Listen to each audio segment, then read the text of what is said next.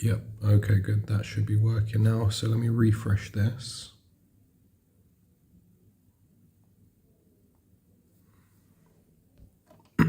Alright, so as far as I can see, it says the live is connected and it's streaming. So now I just need to establish how I'm going to do this on my phone. Yep, there we go. Okay, brilliant. It's working. It's working. All good. Where is the chat?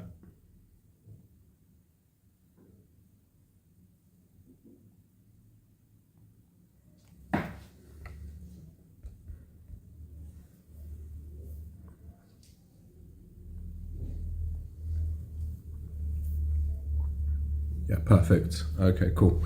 Everything is up and working. So I'm gonna just jump into this now. Pull out the pen. Good stuff. Wicked. So this morning I did take some trades, which I'll go into now. So on watch I had New Zealand yen and Aussie US dollar.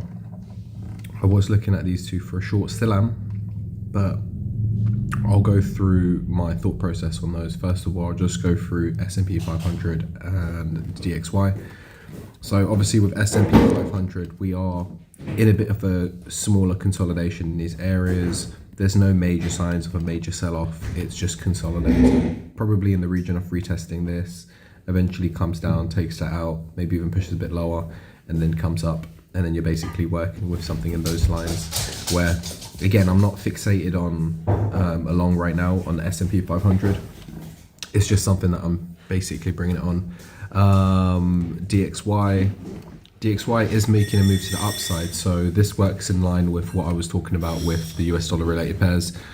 There was a potential for a long in here, don't get me wrong. So if you were on EU, GU, AU, NU, you could have looked for shorts. It just was aligned with the DXY, and you can see it's a pretty aggressive move up. So I would be more on the ball with my management, maybe around about these areas here, just because price can probably get there and just be a bit erratic, just kind of just catching people in and out. But I don't think it's reason enough to just get out of your position immediately as it approaches that area. I think you do want to be a little bit more on your, just a bit conscious and be watching it. Good morning, Chi. Hope you're doing well. Yeah, so essentially I'm just waiting for price to kind of just keep making its way higher. So we did have a little bit of this, didn't look very clean. Then we had this as well.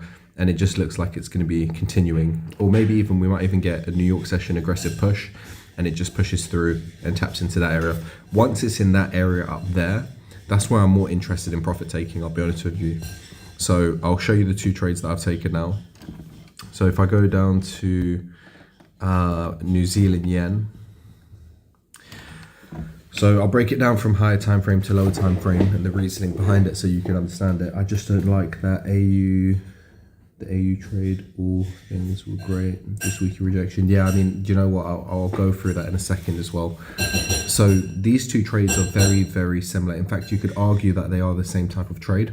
So what we have here, and I kind of mentioned this on Saturday's video as well. Essentially, what we have here is we've got value sitting there, and then we have liquidity above, right? Leaving a gap here doesn't necessarily mean that we're always just going to fill it immediately. So knowing that and keeping that in mind, looking at we've tapped into this and then we've kind of wicked through it, it's a sign that we could potentially sell off before we go long. So what I will be paying attention to is, can we sell back to the downside to at least one of these areas before we go long? But if that's not the case and we do start responding from an area here, can I manage it?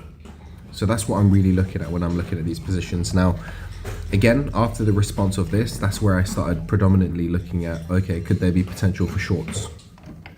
I went down to the 4 hour, and first of all, key point there is I've established their value. The value was sitting right here.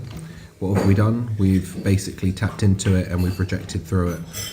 I can go down to the 1 hour. Let me just confirm that on the 4 hour as well. So you can see the 4 hour rejection there. It's looking pretty good.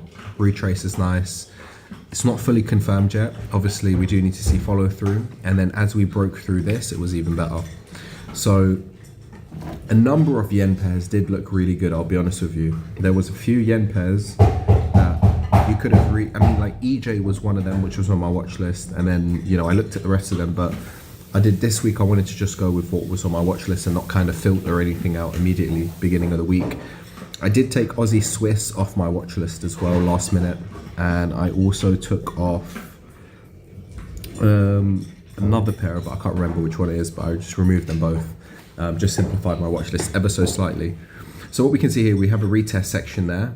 Price hasn't really given us any clean continuation so far, and we're quite high up in the run. So I was looking for some structure over here.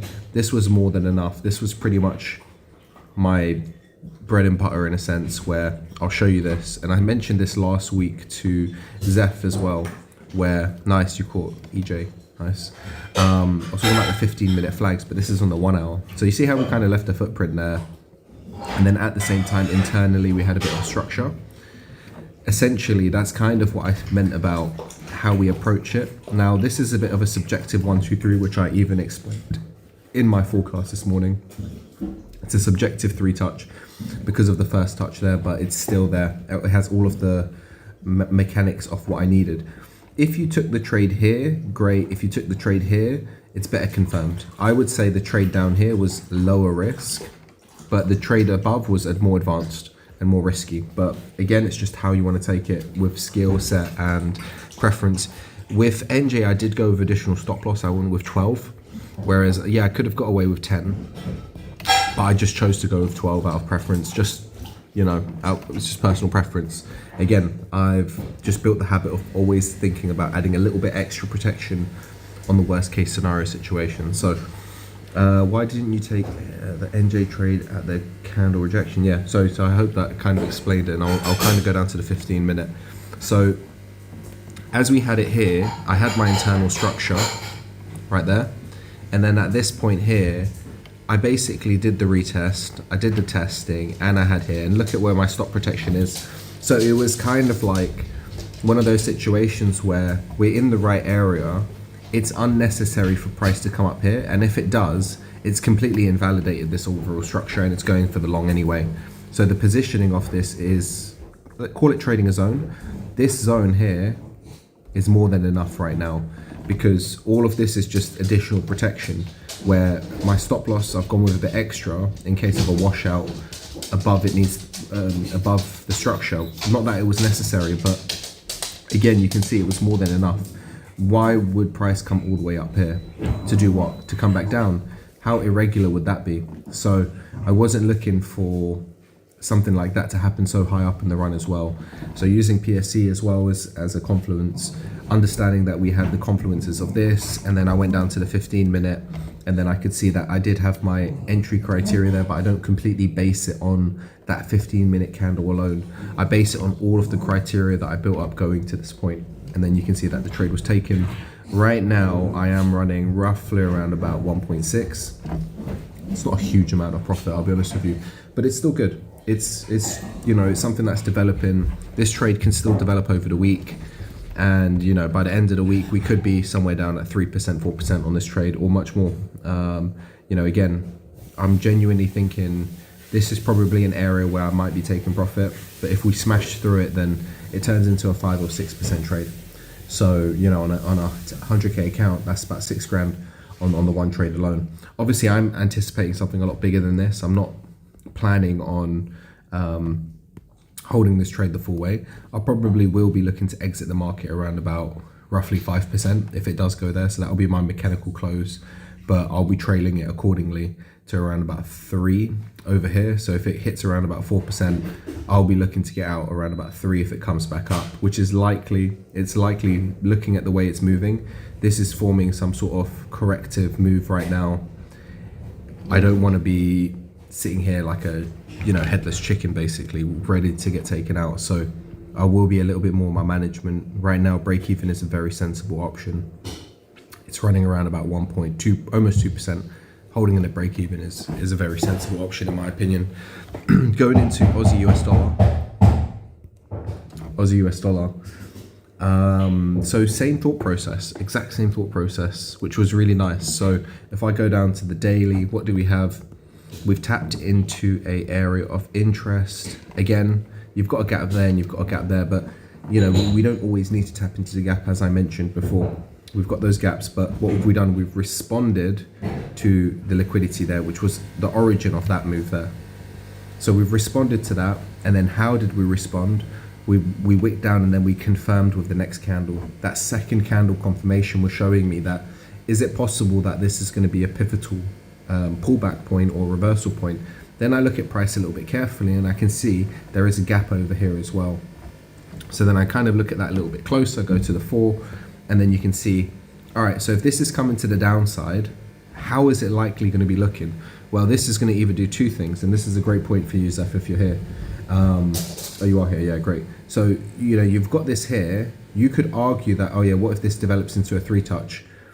It's possible, but it's unlikely. It doesn't really need to, because you can see it's kind of done what it needs to do there. It kind of just scoops up and then it sells off. And then a 3-touch down here would make sense, because you're kind of in the middle of the structure. You want something more confirmed.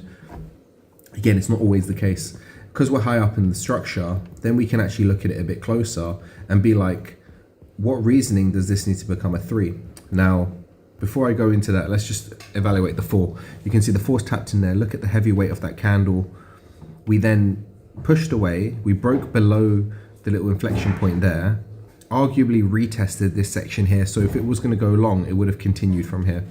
Would have continued, maybe created a top, and this would have been a larger flag or something. It didn't do that. It actually rejected. And then on Thursday, Friday, we kind of started correcting in these areas. So that gave me the confluence that we're probably going to go in line with the DXY, and DXY is going to go north, and these related pairs could potentially go south. So then I started looking at the mechanics of what's happening here. Well, we have a gap over there as well. What do we know? We know gaps can usually get filled. It would make sense for it to get filled potentially early in the week, so that if we're going to continue moving higher, we'd probably come down, fill this gap, and then probably make our way back up, right? Well, all things considered, that's probably one very valuable area that I'm going to be paying attention towards, because it's basically coming off the back of retesting all of this. So it comes into this area and then it starts moving back up. That's an area that I'm going to be paying attention to. Again, we can still smash through it as well, like we saw at NU. So if we now go down to the entry, because we've established after the failure of this going higher and coming back down with momentum, it's not looking like it's going to be a move to the upside right now. It's looking like we are continuing for a short. So nice. Yeah, cool. I just got a message on Instagram. Ankit, you entered both short and both NU and AU, same with me. I love that. So yeah, so what we have here is we've got this, obviously this is where the retest was, but I wasn't too worried about it. What I did like about this, and you can see here on the 1 hour, we got a bit more of a confirmation on this one. We had a bit of a washout there, and then we confirmed with the first candle, and then the second candle was borderline there, and that's where I got involved. So I was quite happy with that. That was around about 50% of the candle as well. Again, that wasn't a major factor to why I took the entry there. It's just, it was there. Yeah, sorry, my wife's birthday is actually tomorrow, but I appreciate that. I might have said yesterday it was today. I meant it was tomorrow on the 4th. But yeah, I appreciate that. Zeph, I'll let her know that you said happy birthday as well. And yeah, so we've got the little liquidity point here. We've come up to it. Look how we've come up to it as well. Arguably, it's not the best, but it's there. And you've already got that subjective, same as what we had with NJ. Subjective first touch, so it doesn't increase the quality so much, but it's there. We have structurally kind of met with that. And then with that rejection in place there, which is obviously our evening star, we can then say positioning, it's not so bad. We're at an area of interest, and then we can cross correlate with the DXY. And then at the same time, we can see what's happening with the DXY. It's also sitting in these areas here where it's likely going to probably respond to this and go higher. Obviously that could have developed and come down and gone up, sure, but it didn't. It did what, you know, what we were anticipating during open of London session, and then boom, price just went.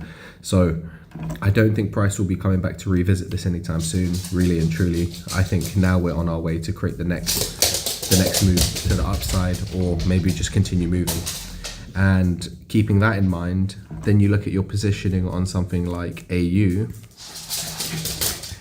do we need to come back up higher? Not necessarily. So if we're going to just continue moving to the upside on DXY, AU is most likely going to keep moving to the downside. So do I need to be aggressive with my management? Unlikely. I don't need to be. We go back to NJ quickly. Same situation. Now, obviously, I'm at break even, so I can just let this trade do this thing. Set an alert in these areas here. And then when price starts tapping into those areas, I can just cross-reference, check it, and just get better and better. So yeah, give me 1 second, guys.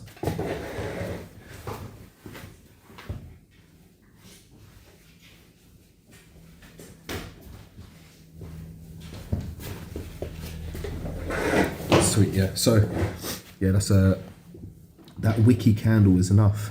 Yeah, I mean, you know, sometimes that's the thing. You have to read through the price action. Don't base your whole trade on that one candle. It's one of those things where you have to put structure first and candlestick secondary. If you zoom out and you look at it, right? I want to clean this off actually. 1 sec.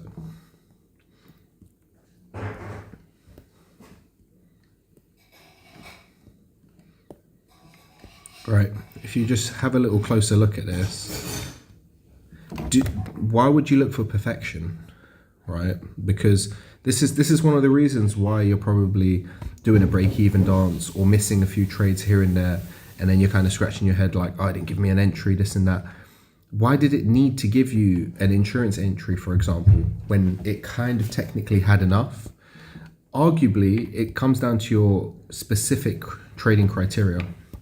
For me, you know, I've got a very specific trading criteria in mind here, where I'm looking at it as it responds from here, or it responds from here. I started to see early signs of a good response here, so I took advantage of that. It doesn't necessarily mean that price will fully respond from there. It just means that with the confluences that I've put in place, that meets my criteria. If I go to NJ, on the other hand, I put the same situation in place, right? I've got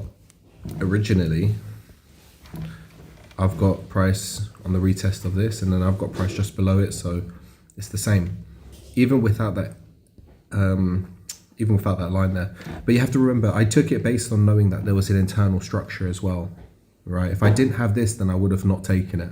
Truly, I would have taken it here. But because I had the internal structure, it gave me more confidence to go with what I had, and the stop loss protection included. Same reason here, look, I had it's subjective, but it's there. I've seen it enough times, so I've got the confidence. But you can see here, because of how subjective that was, and with the variation of this could potentially push higher, I wanted to see a bit more. So after that formation there, that gave me more confidence with it. The wick sometimes can actually work in your favor, because psychologically, what's the wick doing? The wick is washing out stops. People would be entering early here, here, here. Where would they put their stops? They'll put their stops there, just above. So the majority of the stop losses are here. And the people who are above, they're probably watching a little bit more aggressively. And then what's happening is when the price is then breaking up higher, they're getting FOMO and they're closing their position early, right? So again, it's one of those things, like if I was zoomed in on the 5 right now, and let's say,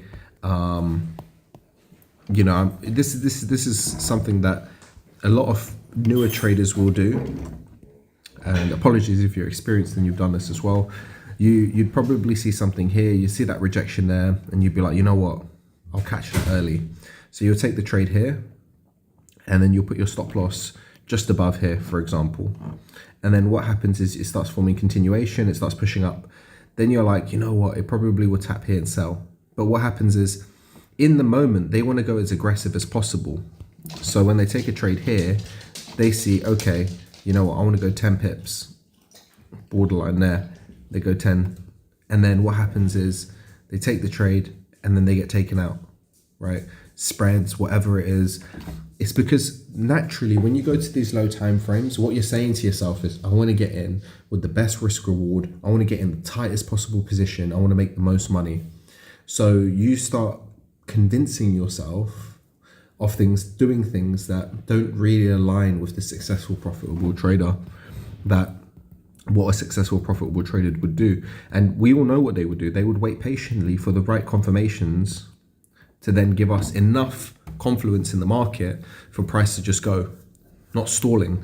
Again, there was a scaling opportunity here, which I was looking at, but I wasn't really bothered because, again, I'm not taking a 3-4 pip stop loss on it. Here was about 10 pips would have really set me up in the same place, and I would be scaling in at the same position, so it didn't really make a difference for me. But yeah, you can see there was a position in that, and arguably, in my personal experience, I would say this was the better opportunity. The second one, not the one I took. The one I took was more risky. This one here, arguably with everything I mentioned put in place, that would be much lower risk. Doesn't mean it's low risk entirely, but it's much lower risk than the one I took because I literally took it at the top. But within here, there was still a very solid opportunity. The only negative is you don't have the opportunity to move to break even as easily as well because of where you'd be positioned. If you took it here, same situation, you'd be exactly the same place as me. So again, it's one of them ones. Let's go through the rest of the watch list. Before I do that, does anyone have any questions? Let's go through these questions. So it says, let's go from the top to bottom. So morning, EJ. Yep, you caught EJ short. Let's quickly run over to EJ and just have a look. EJ was looking nice, man. I saw that 1, 2, 3 and then that retrace. So I was also considering EJ, but you can see I marked it up as well. I would have set it right there. After that candle there, I would have probably been tagged in and I would have gone 25 pips to be fair, and then played it for quite a big move. You can see already EJ is kind of painting the picture of if we're going to go short, we could be coming back down to these areas here. So think about NJ as well, positioning as well. Yeah, I wouldn't be running much, to be honest. Borderline, I'd still have my stop loss open on this one, unlike NJ where I could move to break even. Yeah, this one, it's at the low now, so it could stall around and create the next continuation here, or it could just mess about and come back up.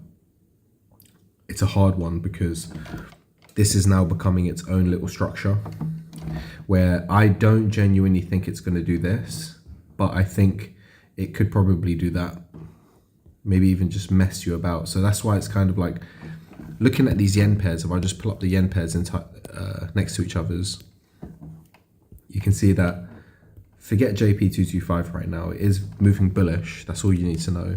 You look at NJ looks good for the short, EJ still looks good for the short, but it might just kind of try tag you out. That's the thing. When I say tag you out, not come for your stops, but just kind of fear you out of the market.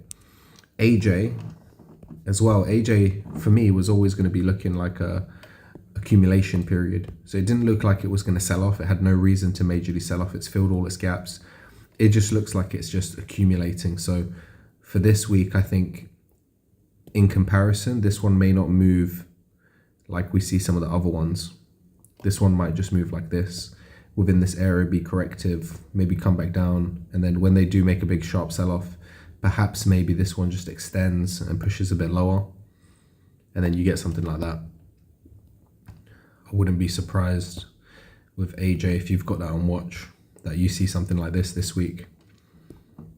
So then you wait for that washout and then you try and get priced in somewhere in that. I would be for a trade like that, but again, it's not my preference, so I'm going to leave that one. But it's still high up in the run, 15-minute. Yeah, there was probably a trade in there as well, just preference-wise, not the best structure. You know, you can see that this is just accumulating sideways right now, so it's not going to be big movers like NJ. Oh man, I can see someone said that NJ just slipped off. Man, I hate when that happens, for sure. GJ, again, similar to AJ, but GJ could move slightly sideways up whilst the other ones move down. Swiss yen short is coming to the downside, yeah, absolutely. Arguably a trade in here as well. You can see it's a bit of a running channel. This is definitely going to be making its way to these next points as well, which I would be paying attention towards. So that will be an interesting one to observe. CAD yen, similar to what I was saying with AJ and GJ. It's just corrective, but you know what? Sometimes with CAD yen, this could take a sharp dip while they do as well. So this could just kind of just drop off and come down here and then make its way back up. And then you've just got something a little bit steep on its way. So I would I wouldn't be taking CJ off my watch list if I had it on there. In fact, I think CJ could be an underrated one. I think if it clears that and creates continuation down here, you could be in for a pretty decent trade from here to here at least. UJ, I'm not interested in UJ because UJ's got a mind of its own. This would probably just get corrective, mess about, probably make its way higher with the DXY. And then we got AU moving to the downside. So we'll see that. And then obviously, yeah, we've got our trades here. So EJ, yeah, just going to go over that one more time. Be careful. EJ is going to try do its thing. Look for more for scaling if it comes. That's what I would be doing. I wouldn't be worrying about the current position. Now that you're in it, you've left it, it's done. I would be waiting to see if this kind of drops off, comes back, starts stalling in these areas, and then you get something like that into Asian session maybe. I would look for that scaling opportunity there. That's what I'll be looking at. And then as long as your risk is off the table, you're good. That's what I want to be seeing. Let me see next question. I just don't like the AU trade. Yeah. Cool, EJ, nice. Why did you take NJ trade? Yep, we did that. I took Euro Swiss this morning. Euro Swiss, man, Euro Swiss. I don't think I've ever taken a trade on Euro Swiss. I don't think I even put it on here. You see, look, Euro Swiss isn't even an instrument that I trade because it's that bad. It's that bad. But don't get me wrong, you can make money on it. It's just I felt like it was a waste of time for me, Euro Swiss. I had it on watch for like at least a couple of years and I never found anything appealing about it. So yeah, you took, let me see that again. So you took Euro Swiss this morning for a buy. Yeah, good man. Look, I'll be honest with you, that could go, or that might go sideways for quite some time. Swiss pairs did look good for the long though, and I know what you're looking for, and I think you're in a good area. It's just right now you're in the impulsive phase. So, well, you should be in the impulsive phase. So you've got this sort of correction. You had this steep bit. That was the impulsive phase. That was the impulsive phase. This was the next correcting. That is the impulsive phase. So then if we measure this up, let's just grab the measuring tool there. We measure it from here to here. So many buttons. From there to there, at least you kind of got your sort of first target zone there, but most likely we're probably going to push through that. We're probably going to see it break above, and then you look at the next point. I think this sort of area as well. So yeah, you're good. You're good. I don't know within that period if it kind of comes up and down a little bit, create some sort of continuation there, which from data wise, I think that would make sense. But it's Euro Swiss, so I feel weird just sitting here on this pair analyzing this right now. But really and truly, you know, there's an opportunity there. So if that develops, you know, you might get a scaling opportunity, then that allows you to play off the volume of all of this. You could take something like that. That's something I would take personally. I would take something here because I understand what it's doing psychologically. So yeah, I think for the long you're good. You're good. That you probably make some money off that. Makes sense, noted. Yeah, so this is the comment I was looking at. New Zealand yen slipped off for me. Was looking for this out earlier when the market opened. Did not consider the re-entering after a break even or the first entry point. Nice catch. Yeah, it happens, man. It sucks. It really does suck when it takes you out and then it goes and then you're kind of just sitting there. Should I have jumped in again? Or, you know, and you're kind of second guessing yourself. Let me just quickly move my stops to break even on NJ because I haven't done that yet.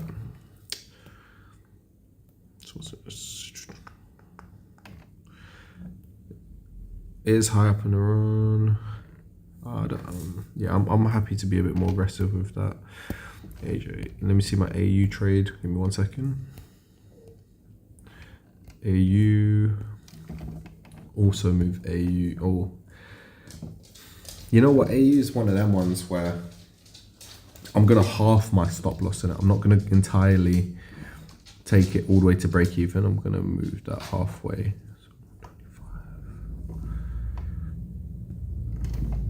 And sometimes I think that's a good thing as well. A lot of people a lot of people I notice, they have this psychological thing where, I'll show you actually, because I can't share my screen on TradingView, but I can, as far as I'm aware, post this picture on here. One second, there is a button on here. It's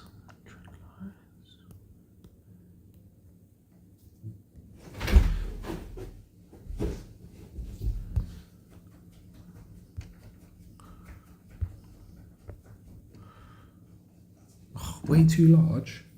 What are you on about? It's a screenshot. Anyway, fine. It won't let me do it. Can I paste? How do I paste on it?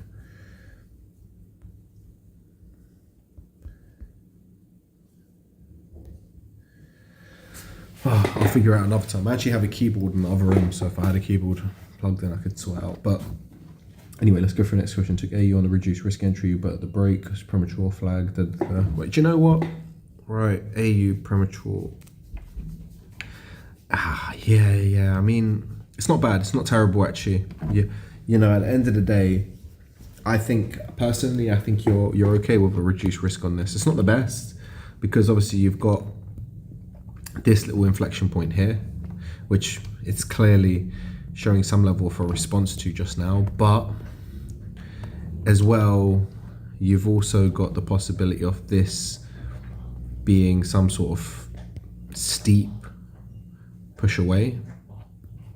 So for a reduced risk entry, it's not my preferred trade. I don't think that's the gameplay of price coming back up, but with all things considered, you know, it's one of those ones right now where you are sitting in a tough situation, because you're in the middle of this flag but on the bottom side of it.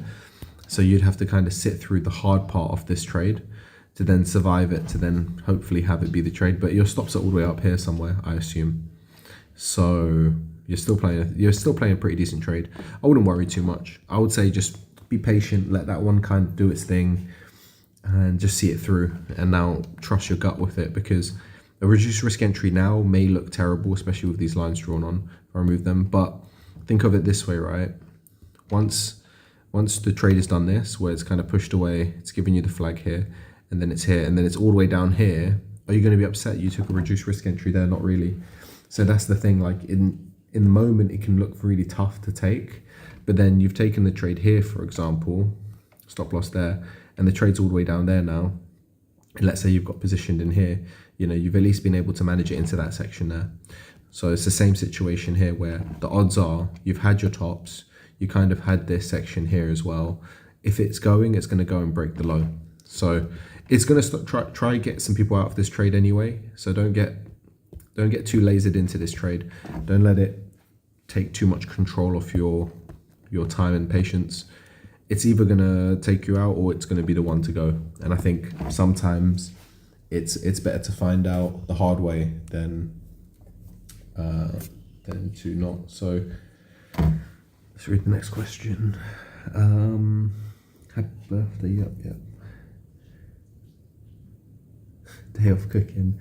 Do you know what it is actually? I'll tell you. We usually have breakfast before I do these lives. So after we have breakfast, usually she'll have her coffee and stuff. So you'll hear like banging and coffee making in the kitchen and rinsing the pot and that. So yeah, that's usually what it is. But yeah, possibly AU forming for a third touch. Yeah, do you know what? I'm not really concerned about AU for a third touch, because we're quite high up in the run.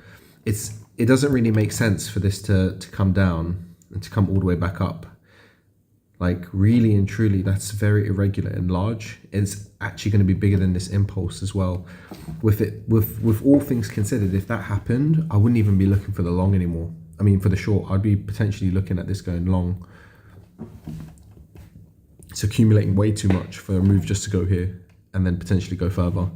So I really just want to see this commit from here. That's all I really want to see from this trade. If it does more, then it's not this trade. It's not this 2-touch trade that I'm looking at, which is arguably, you know, enough. Because we have 2 tops, 2 bottoms. There's more than enough here for this to go as well.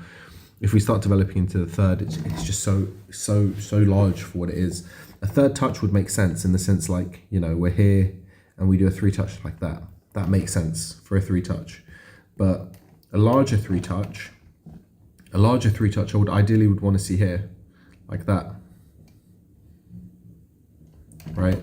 So then I'm basically playing from here to here. Let's say that's the measurement, and then I drag that across, and it's like, okay, yeah, it meets with the low sort of situation. Do you see what I mean? Like right now, if I measure this to here, and then I take it from there, it is kind of borderline, but usually that's not the case. Usually you want to see it break. So you'd want to see it like go from here to here, and then you measure it from the bottom, and then it's like, okay, yep, it's broken the low, and then what's it tapping into? Then you zoom out, and then you look at it, and you're like, oh, okay, it's tapping into this area here. So the real reason it's coming to the downside is probably to fill the gap here. And then that's the gap that we're really paying attention to, this one here. And then it's a much bigger move, right? So then you look at it from the perspective of this, and it makes sense for it to be a larger flag. And then you can start forecasting a little bit more appropriately. And then you can be like, okay, cool. You know, maybe then in the sense of where all of this is, we're looking at something a little bit, you know, on the side of something. Anyway, you could kind of make up what's happening with it, but that's basically the whole trade idea. A larger flag makes sense in the middle of the structure there. So you want to be less aggressive and looking for better confirmation when you're further in the run. Odds are with how the DXY is looking, it's probably not going to give us that. It's probably just going to follow through. It could be aggressive and just aggressively move to the downside on AU, while the DXY aggressively moves to the upside. We're just early on a Monday right now. New York session is probably what we're stalling for, and this is pulling back ever so slightly. So then I want to cross-reference that with what I'm looking at. And if I go back to the DXY, I want to see what the DXY is doing, and the DXY is basically in an area where it's kind of just stalling right now. So it could be creating continuation here, where that's your top, that's your bottom, and then price is just stalling within here for New York session, and then it goes. And then what happens is maybe you see something like AU and NU just temporarily moving a bit higher. So NU, it comes back up for New York session and then sells. EU, sorry, same situation. Perhaps maybe same with the DXY, just stalls here, creates continuation and sells. I'll just remove that one, right? And then I'll go back to AU. And then AU ends up being the one that just ends up going, right? Which I've seen many times, right? You've already had your continuation there early session.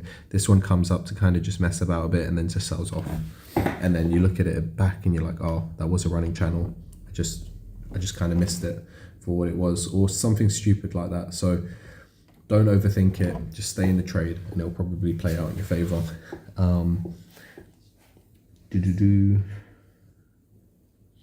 EN developing. EN. Do you know what? I think I might have EN on watch. I do. EN, man, EN was great up here. That trade there was interesting. I think I dismissed it. I'm not sure. I can't remember. I know that Zeph took this trade as well. Some people mismanaged it, whatever. Obviously, you can see clear inflection point there. You're taking the trade. Once it aggressively drops there, why would you want to be putting management up here? You want to be aggressive or taking profit just there because you're running like however much percent, probably like 6 to 10% at least. This is all accumulation right now. So this is kind of what I said about the larger sort of section. I would want to see this. I would actually want to see this break the low and then kind of come back up and then create something internally here. And then it kind of just becomes that larger move. It's messy, it's corrective. So, you know, I'm not a huge fan. I'm not putting this as like top watch. I think I just need to see some clear structure before I start messing around with this. If we go into a bit of a lower time frame as well, because in terms of weight, there is more than enough weight being built right now. This looks like a middle section for something. So then when I look at it like that, is it going to kind of come down? give me something a little bit steep where it at least clears this low, shows me we'll come to the downside. We can get a trade for the long in here temporarily. We can go long here into this area, see if we start responding, get pushed back down, insurance entry, and then we go short again here, and then we play the short to the downside. That's basically how I would look to play EN this week. But again, it's still premature. Need to see how price develops. There's still better things on watch, so I'm not going to be overthinking it. What do you think about EC? I don't think I have EC on watch, so I will double check it. I think I almost put EC on watch. Interesting. Yeah, I did almost put EC on watch. I was looking at EC here, and I was like, okay, market open, I would take the trade. So I would set the order literally where it was, and I would have just taken the trade there. That would be a break even for me. Funny that. Oh, this is the other one I took off watch. Yeah. So I had this on watch. I took it off this morning. Yeah, personal preference. I just felt that there was something not right about this. So I kind of just made an intuitive decision to not take it. But we can see in the end, it kind of just did follow through, just now isn't going. So yeah, this is more of this structure right now. I think if I zoom out on the 1 hour,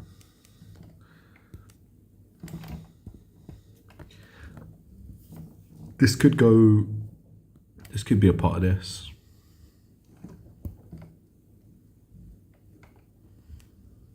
Maybe. I would look at it two ways. So forget that long now, that's a break even. I would look at it to potentially kind of break above this, continuation, and it goes. And then you basically play into that area now. That would be the gameplay I would be looking at. I think the shorts have had its opportunity, man. The shorts had its opportunity. It failed. That failure is more than enough for me to be like, forget this short now. I'm not looking for the short anymore.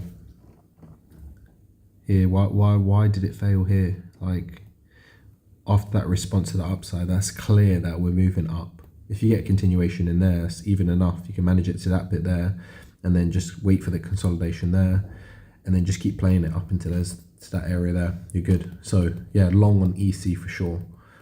Forget the shorts. It's done. Let's see. Sent what I took on the process on AU over on IG. I'll have a look at that in a second. You're a Swiss, nice. Sent DM on IG, I'll check that one too. NJ looks to be forming a 2-touch, but the base is not looking great. Let's have a look.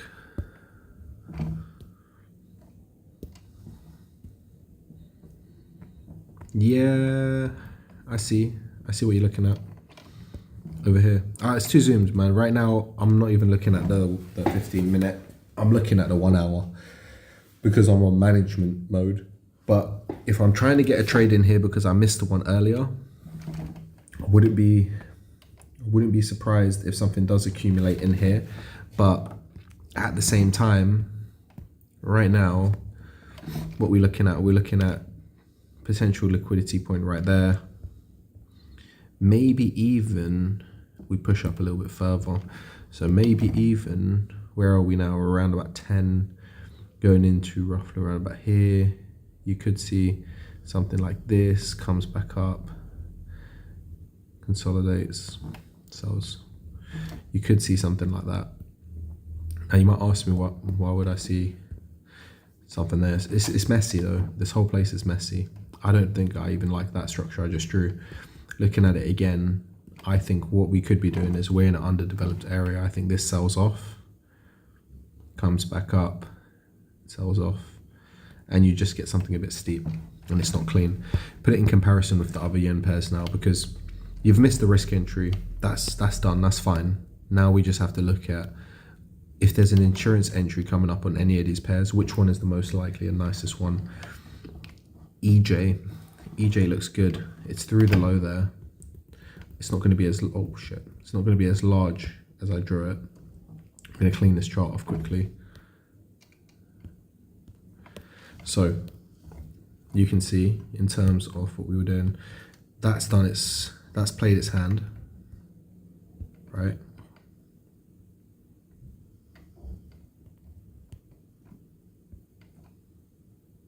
That's played its hand. Then you've got this as the low. Now you just wait for the structure.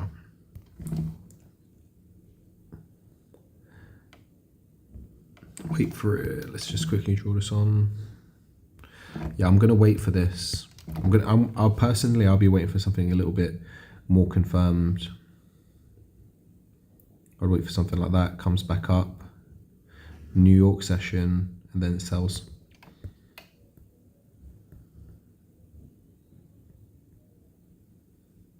You know, and then what can you see here?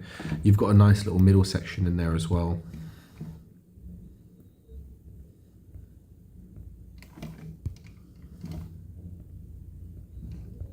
Something like that. You see what I mean though, where I'm kind of going with this, where a trade like that would make a lot more sense for the short than kind of going for NJ right now.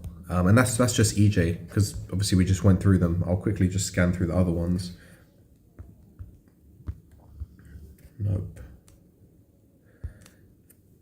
AJ, not interested in AJ. GJ wouldn't also be interested. Swiss yen, I think it's one of them just random drop-off pairs, so bin that one off for now. But if you did zoom in, you probably could find something, a momentum play sort of trade. Wouldn't be surprised. You know, you could essentially see it like this. I just think in terms of instrument, I'm not preferred into this one compared to EJ. Take it there, maybe that comes off the retest there, spikes up and then sells off, and then you can get your entry on the risk entry there and play it into the low there. I'll just zoom out for you so you see it like that. That could be a good trade. And CAD-yen, I think CAD-yen probably you want to be maybe thinking about this one too. Now obviously not that large, but in that region, in that zone. So you're playing it into the low here. Just wait for, I'll go down to the 5, because you kind of have to. So yeah, we kind of just already got our little flag in there as well. You know, we're getting them. It's coming into this area here. This obviously could develop into New York session, where I would look for that trade there, and then I'll basically play it into the downside. So yeah, take your pick. I think EJ and CJ are the ones you want to be looking for right now if you're looking for a scaling. I think NJ could give you something, but it's one of them ones where I just don't think it's going to be in the formation of what you're looking for. And then obviously there's the other hand where none of them give you anything and they will just pull up to the upside, which is the unfortunate side of trading sometimes, right? Let's just quickly have a look at AU. So yeah, AU is still sitting around about here. It's tricky actually. Now I'm looking at this. It's one of them ones where it's playing on people's psychology. Don't be looking at this on the 5 or the 15. Just stay on the 1 hour if you're in the trade already, and just leave it like that. That's all you need to be looking at. You don't need to be looking at each 5-minute candle going up and down, up and down. 1 hour's not even closed. The strong part about this is look how the previous hourly candle closed here. This one right here. That candle there is solid. It's a really good candle. So depending on how this candle closes now, it's going to really be a determining factor. But the more this moves, it doesn't look like it's going to be a long play. It still looks short. It's just right now, people zoomed in minds will be going all over the place on this. So don't mismanage that trade if you're in the short. Let's quickly have a look at these comments. So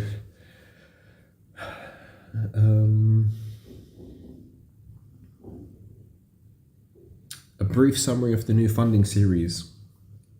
I'll be honest with you, I can't leak anything because you need to watch the content to kind of get a good understanding of it. But I'll tell you in a summary of the value that you'll get from it is you'll kind of get a better understanding of your growth scaling. So essentially you would look at your data that you already have over the past year and you put it in summary, and you'll see, for example, the variation of had your missed trades, for example. Let's use your missed trades as an example with your actual live trades. Where would you be situated with funding had you been at optimal performance?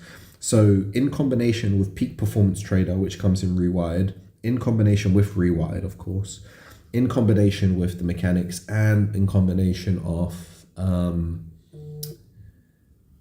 the funding mechanics, then they all kind of entwine together. I'll be honest with you. It's like, it's not just one thing alone. It's like, for most people who've kind of paid and watched a lot of the content, it kind of just folds onto assisting with that. So I'll be honest with you, it's one of those ones where it's kind of just giving you an insight of what it would be like when you are funded, to kind of fill that gap of not knowing what it would be like, because you're already building that perspective in your mind where it's like, okay, cool, this is what it's going to look like. I'm already ready for it. So when it happens, it's not really a surprise for you. It's like, okay, I'm already mentally prepared now.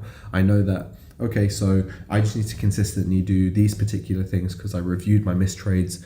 And within those missed trades, I studied it hard enough to understand that these were the types of trades that were really profitable. And this is why. So if I consistently repeat these particular things, I can make money, because that's where my reticular activating system is triggered and my edge is built.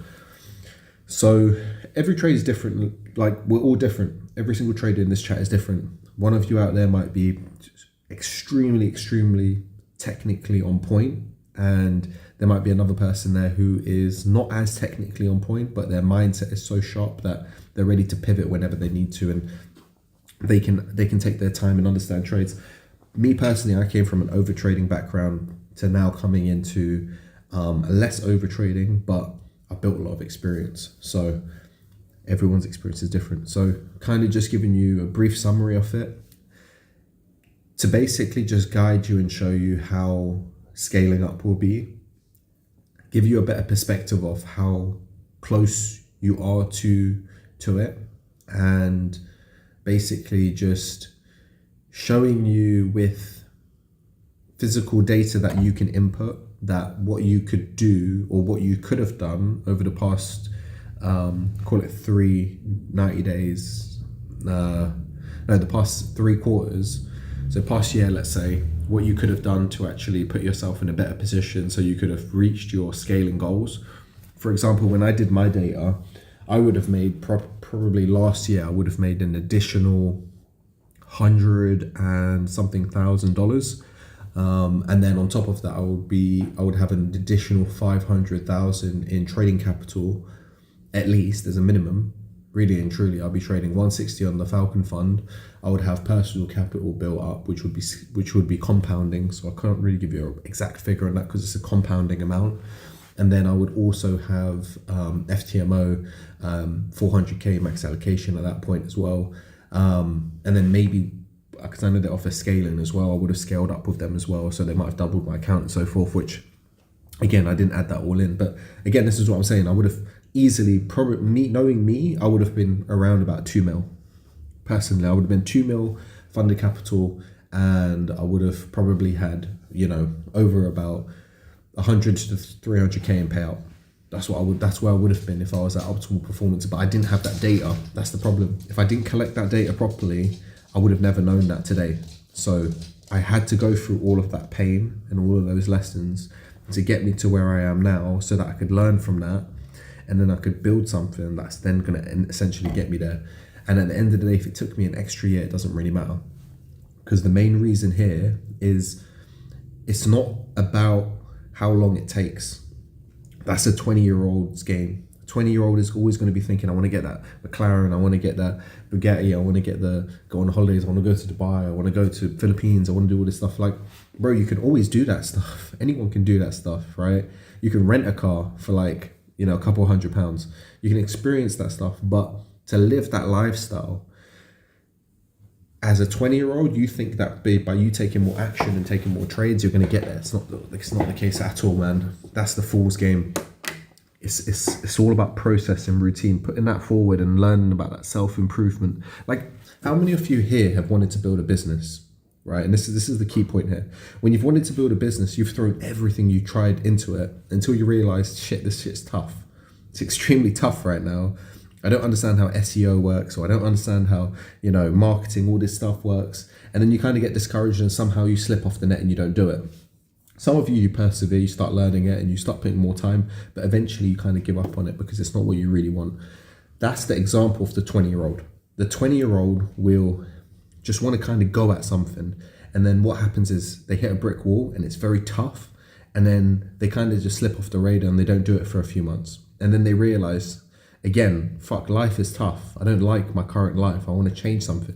So then they come back looking for that same situation again. They spiral and do the same thing over again. The one thing that they're not willing to change is that self-improvement side. Improve yourself, improve your mindset. Take a massive break from actually just trading, like actively trying to hammer trades in the market, and just work on yourself. Close your eyes for about 20 minutes in a day, whilst you're awake, of course, but close your eyes and just sit with yourself and have a conversation with yourself, a deep conversation. Those conversations you crave to only have with another trader, but have them with yourself, your inner self. I promise you this, right? We're all connected. As a human species, we're all connected.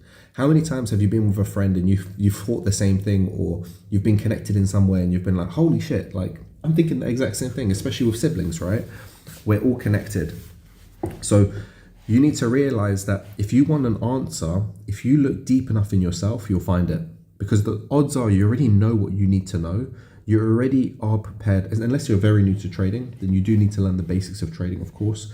But in terms of the actual psychology of things, you already know what you need to know. But it's so tough. It's going to push you so far out your comfort zone. That's what's stopping most people. Most people are just not willing to get so uncomfortable to be comfortable. It's like, don't get me wrong, I hate roller coasters. Like, and I say that even though I'm firm in it right now, I just don't like them, but I still go on them.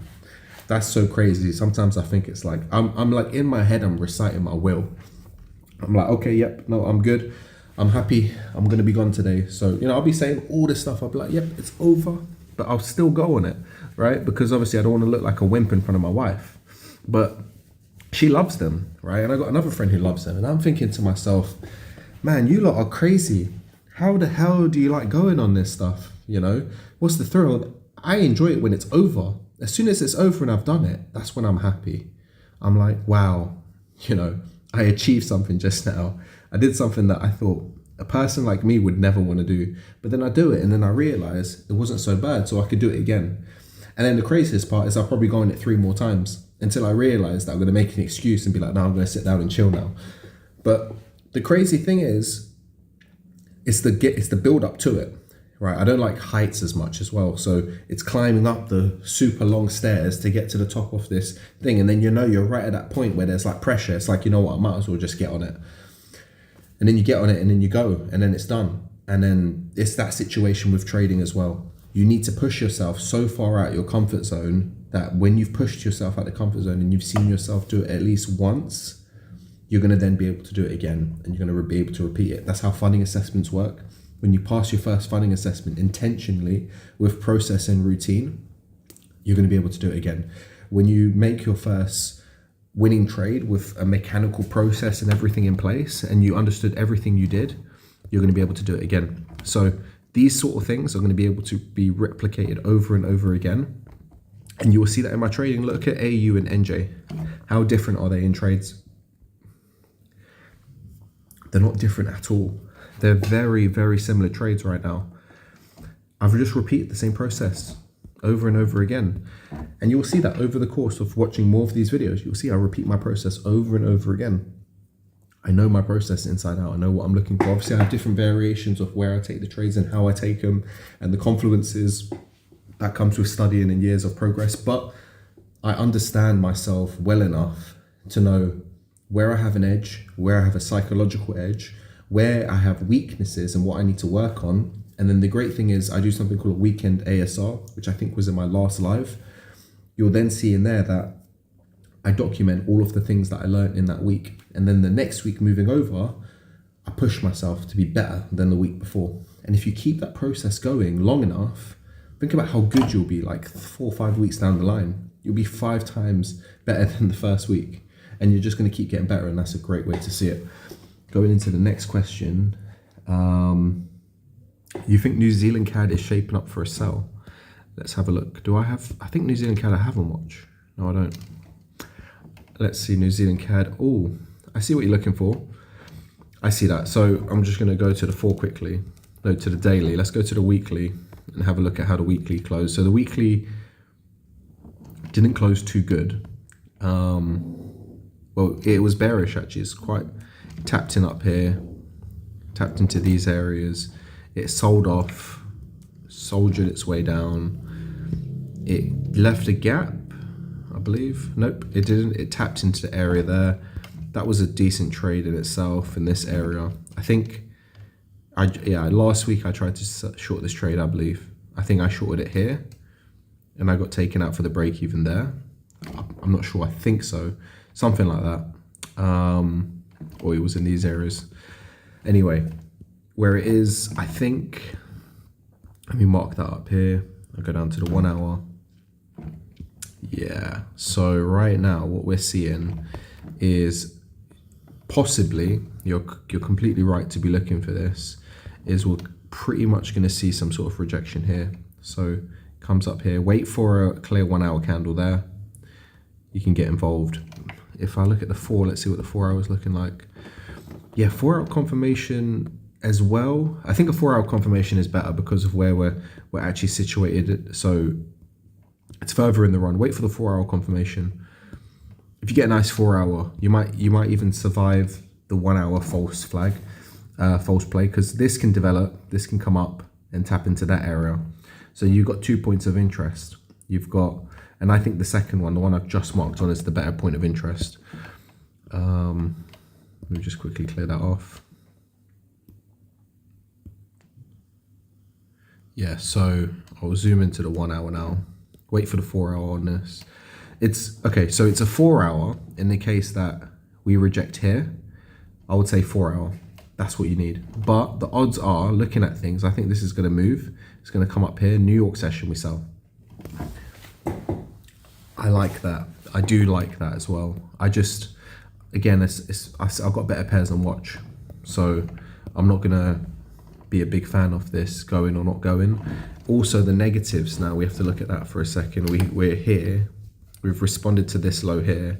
We've left a gap arguably to this section here, but we don't need to tap into it. And also, major factor, how did we get there? This whole run was corrective. So trading in this area here is a very tricky one. So I said risk entry. I think forget the risk entry now. You wait for the insurance entry.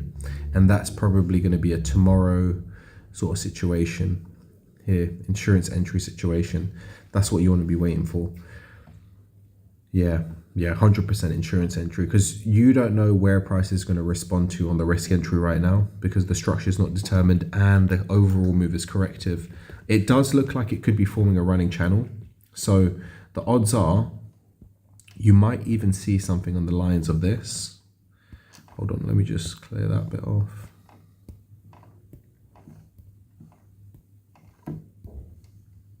Yeah, you might see something on the lines of this. Let me just show you. So price comes here, responds and sells. So you can catch a sell in there, but then it doesn't sell off, and then it develops, and then it sells off here. And then it kind of just creates another 1, 2, 3 into that section. It becomes a part of this, and then that's your sort of running channel for it to sell. But you know what? I don't actually agree with that developing as much. You've got two areas right now. You've got price rejecting here and price rejecting here. Both situations, I say wait for insurance entry. Even though the risk reward, because I think stops are quite large on this anyway. Yeah, risk reward wise, if you got a risk entry here, which I wouldn't be a big fan of right now, I would probably have to go 15, 16 maybe, and then you've got about a 2 to 1 to the low there. So for that reason as well, I'm not big enough fan at that. If I was to go in with an insurance entry and still get it, yeah, insurance entry wouldn't be bad.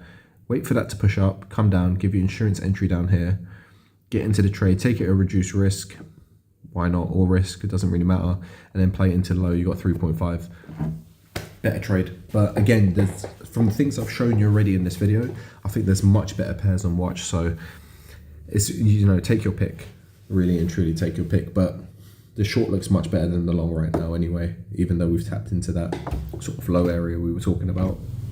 doesn't really matter. UK 100 has been moving nicely over the past 2 weeks. I think, oh, UK 100. Flipping out, I think I had that on watch as well. I had HK50. I took HK50 off this morning because I was looking for this. I was looking for price to come back, retest, do that, leave a gap, and then eventually come up, do something subjective like this, reject insurance entry, and then I've got in for insurance entry to go. And that was the trade that I wanted to see. Right now, with price being the way it is, I'm just a bit skeptical with how price is developing. Is it going to come up, give me a V shape, push down, and do that? If that's the case, I think there's still a good trade there, but I'm just not a fan of that overall. I just think, you know, this being a middle section, it could be corrective and stuff. Happy to leave that alone. I don't think it is going to be a middle section. It's just, you know, preference. UK 100. Your view counter trend. Hold on. I'll have a look at that as well in a second. UK 100 for. Yeah, it's just relentless. It's like S&P, man. It's relentless. It's just moving. I would still be looking at longs, man, but you're trading into all-time highs, so it's one of them. That's your long situation. Right now, that's your high as well. You basically just wait for it, let it do its thing. Probably going to push up higher, leave a gap, come back down, taps into the low. You basically, maybe even if you had it come up and then it kind of just correctively came down, it's even better. If you had that, because then you've got your two touch with your internal structure, you've got your gap, your 1, 2, 3, and then that goes. You can get in there pretty aggressively as well. So I would be more favorable for that. In this situation that this sells off now and it comes down and then it comes back up, I'd probably just wait for a third touch, and then that's your section 1, section 2, section 3, and then you go long, and that would basically be that. So again, it's an okay one. I think it needs development. It's probably a later week trade because I'd be looking for a little bit more on this one. But looking at the way price is moving, it may not even give us a complete structure, and it might just continue pushing higher. So we'll have to wait and see with that one for sure. AU could give a 4-hour sell play. You really think so? Let's have a little look. Weekly AU 4-hour.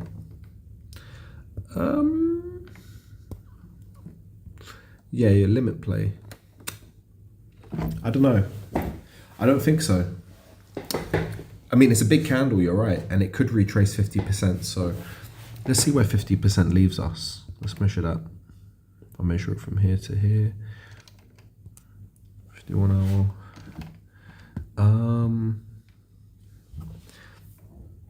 I would set a limit play, but if that's coming 50%, let me see what's happening with the DXY. DXY would be consolidating.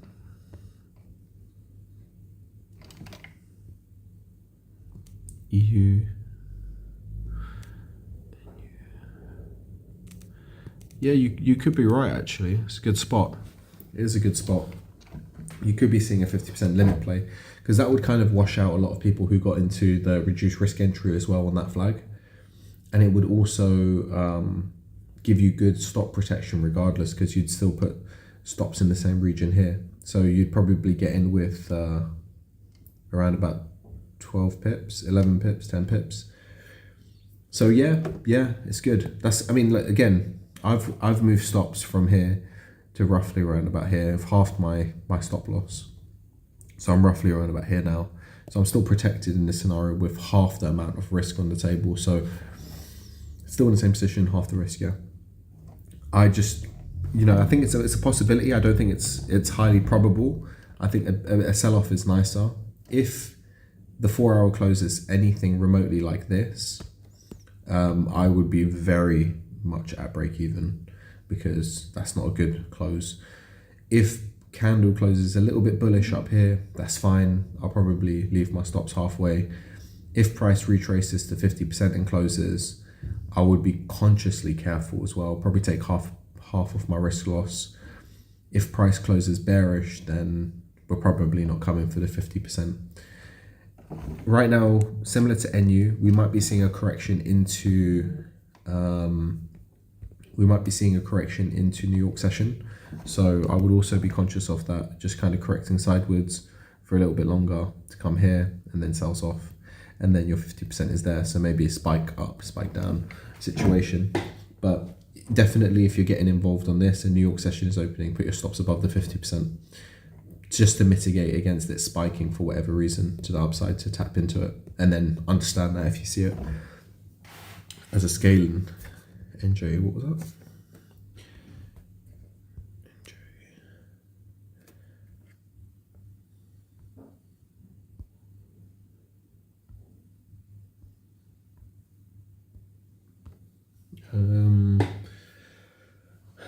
What does it look like to be collecting data properly? Okay, great question, Tank. Great question. I'm going to show you. So let's go pick a pair. Oh, you know what? I cleared all my charts, man. I used to have so much data collection that was on here, but let's just pick up a pair. Let's go with my favorite pair. If you don't know that, fun fact, USD CAD, absolute favorite pair. Just haven't traded it in a long time. So let's say we data collect on the 4 hour, okay? We always want to start with a time frame. You can start with the daily, and then you can do the 4 hour, then you can do the 1 hour, and then if you want to go anything lower, you can. So let's start with data collecting on the 4 hour. So what I like to do is I like to pick a period, and I like to do it in market cycles. So when I data collect, I'm doing it very specifically. I'm doing it within a market cycle. So what I will do is I will look at two things. I will look at price action leading up to, and then I'll put in a different color, right? I actually have a video on my YouTube channel, which I will share in a second, if I can. But yeah, I'll quickly, wait, let me just double check it. But what I'll do is, because that video actually explains everything. So yeah, so I will analyze basically just on a broad view, how did price get there? And then you can see it kind of, you know, left a gap down here, tapped into this, and then I'll look at all the little confluences in it. I won't look at all the things entirely, just look at the overall structure, and then I can see, okay, we've come back up to the upside, and we've just about near missed it, but it's fine. And then we've sold off, right? And then at that point there, I then start analyzing this on the way down. So then I start on the 4 hour, on the daily, sorry, and then I start marking it up. So then I'm like, okay, well, we've got that. And then we've basically, you know, had these. And then I'm just marking this on. And then I'm looking at everything and just kind of, you know, making my way through it. But I don't want to get too granular and try mark on all of the internal structures so much. I'll have to clear these up and fix them later. So then I'll be going through this, and then I'll be like, okay, you know, there was a gap there, we near missed it, we hit a hook point here, we sold. And then, you know, I'm just basically circling on all these things. Then I'll go down to the 4 hour. And then let me just go back to it. So now I've gone down to the 4 hour, I can start cleaning them up and actually analyzing them a bit better and see the internal structures. So then I can then say, okay, well, what do we have here? Well, we had this bit here, we had that, and then we had this. Okay, so there was one trade there. Then I can see we broke below it, there's another trade there. Then we left this little hook point here. Then we kind of came here, we came in correctively, but then we sold off and broke. This trade was below it, so there was another trade there. And then price left that as a footprint, so it's possible that we'll come back and retest this area. Just going to clear that off. And then basically then what happened was price sold off, created a base, came back up, came back, kind of retested the back end of that.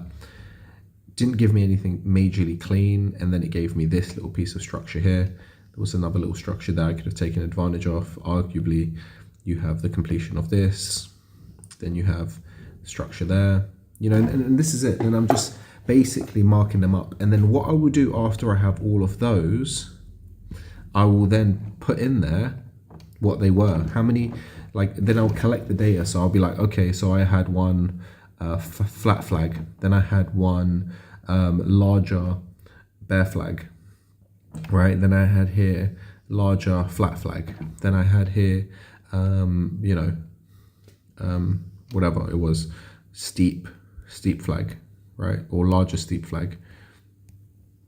And then I would basically just keep collecting those and put them in with the screenshots like this. Obviously, my charts would look a lot cleaner than this. So this is just something that I've done as a rough copy. There's a video on my YouTube channel. Like I said, I think if you just search data collection, it will pop up. There's 2 videos. There's one which I think isn't marked as data collection. So if you can't find a good enough video, message me with what video you found on Instagram, and then I'll see if that's the correct one. But there is a really good video that I've made where it just shows you a really good process of how to collect the data. I even give you a template on it as well, which is great. So you can use that. But yeah, again, like I said, you collect that, you have all these patterns in there as well.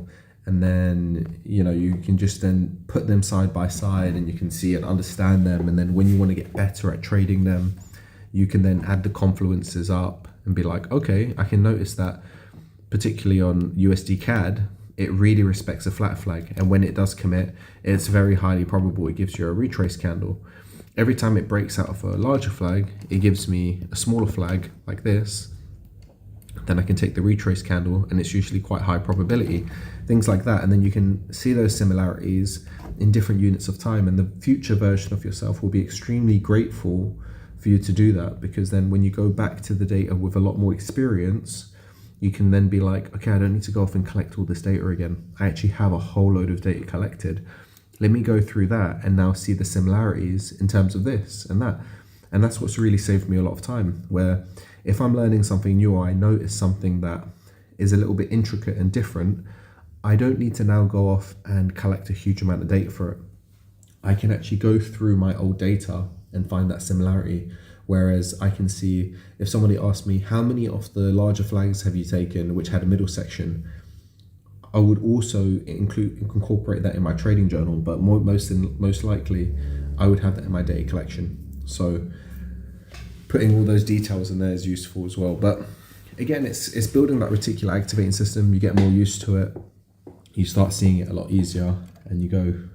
Before finalizing the watch list, had to pick between EN and EA, and I went for EN, as I think it's always a tricky one, right? When you've got to make a pick between 2 pairs. I think I had the same situation and I went with both of them. Why not? You know, they're both good pairs right now, so no problem.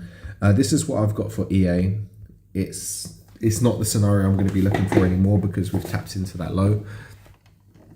The fact of the matter is, it's now become more risky for me to look for that particular trade.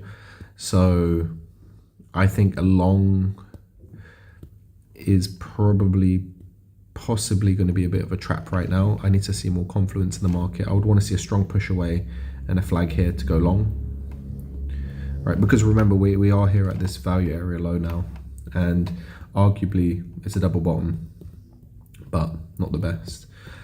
We could still just consolidate and keep moving lower. It's a tricky situation, so I don't want to be trading in that area right now.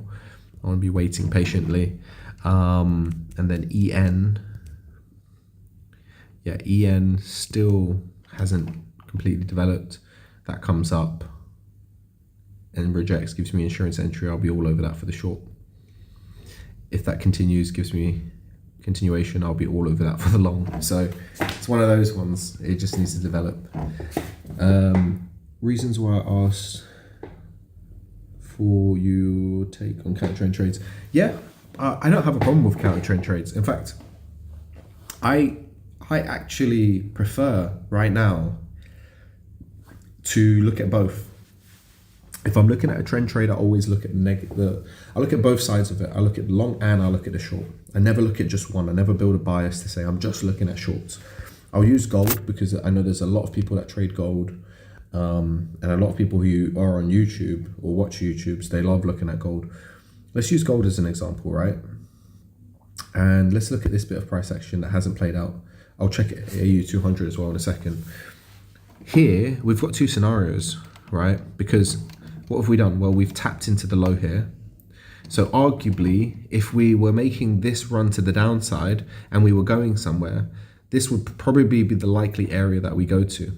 But when we get there, usually we want to see some sort of strong response, right? What did we see? We didn't see no strong response. We actually got more of a accumulation. So that accumulation is a clue that the likelihood right now is this is moving to the downside still. So that's fine.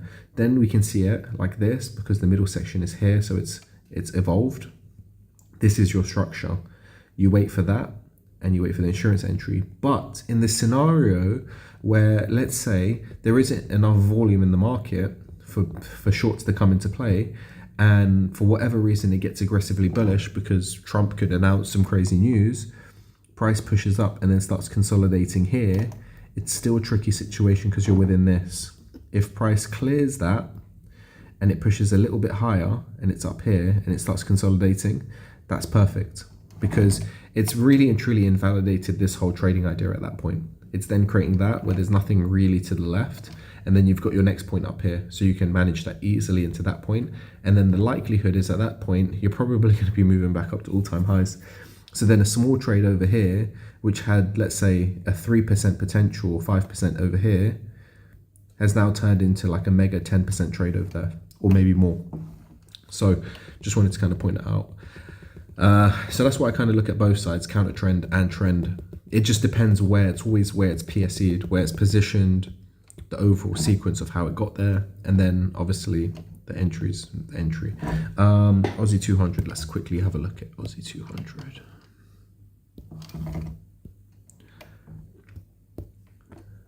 Yeah, so there was these two trades that I had marked up on when I was going over last week's price action. You're looking at Aussie 200 for the long. I don't think that's a bad idea. Let's see. Yeah, man, Aussie 200 for the long, great idea right now. Brilliant. I think if that's the trade you're looking at, I don't see why not. Let me see the 4 hour. 4 hour looks okay. Okay. 1 second. So it's kind of wick to it, but again, it's arguably still okay because that's one piece of its own.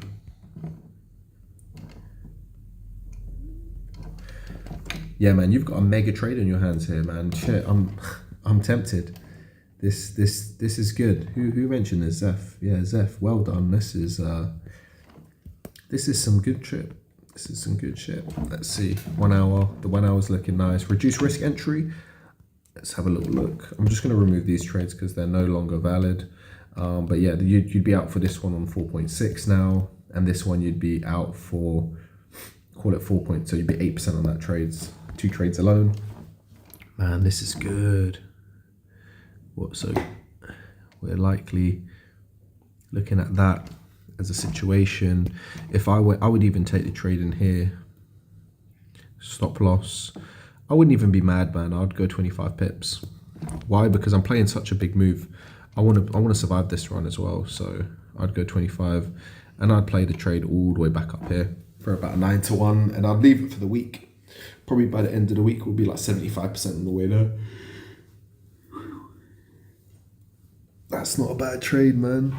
That's good. And if you went aggressive, which I wouldn't be mad at, I think you could get away with it. You could go less, 13%. If you went super aggressive, it's the one that I wouldn't want to go for. It's not much different, 16. I would say your best option is probably go for the larger stop, because the 10 to 1 is still pretty decent with a larger stop right now. If you took it here, you'd have to go much, on a pure risk, reduce risk. Thing is, because we've got this little liquidity point here, you couldn't go with your general management idea of your move to break even at 1% situation. You'd have to be a bit smart with this one, because it would be like 0.82 or whatever at this current price action.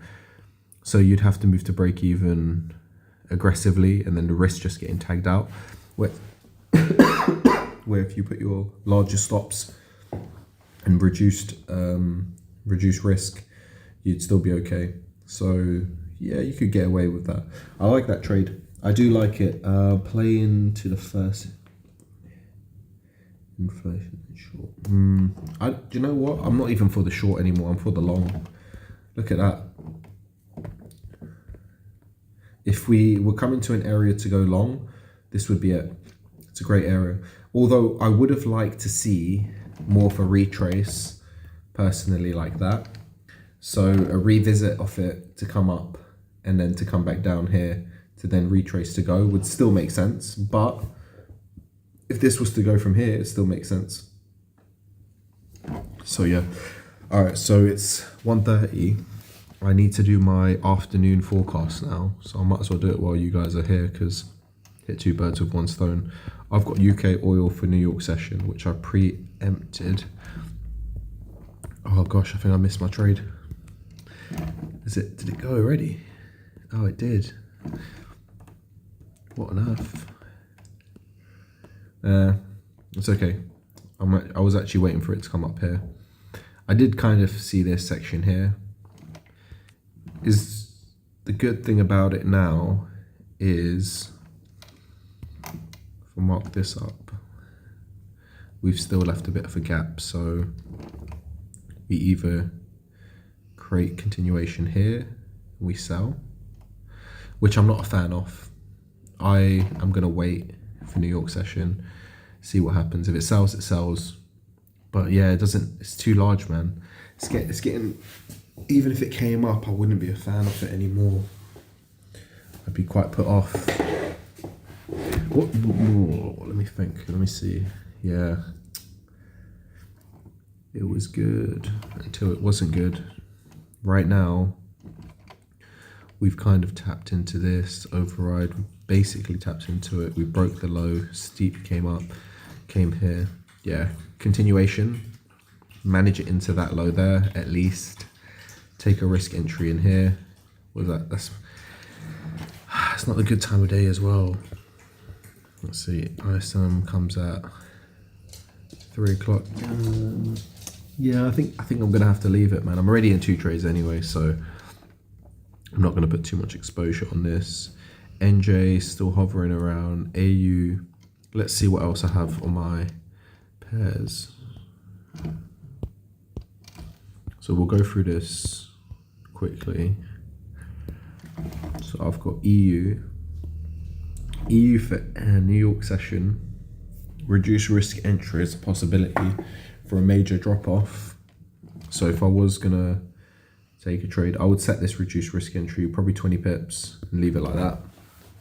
And that would basically be my New York session trade. Happy with that one.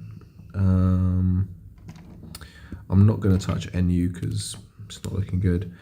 EJ for the scaling. If there was a trade to be taken, for me, it would be a shadow. EJ, I think it's a trickier one as well, because now it's looking more so like this. So it could actually be a reduced risk entry play for you, currently where we're sitting, and then you just mitigate above that. So insurance entry shaped up.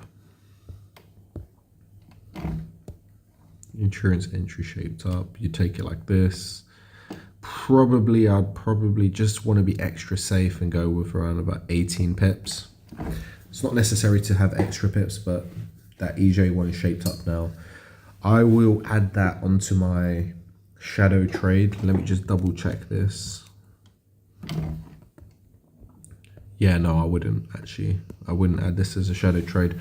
I'll put it into, yeah, I would shadow it, but I'm just not going to add it into anything. It's just something that I'll look at.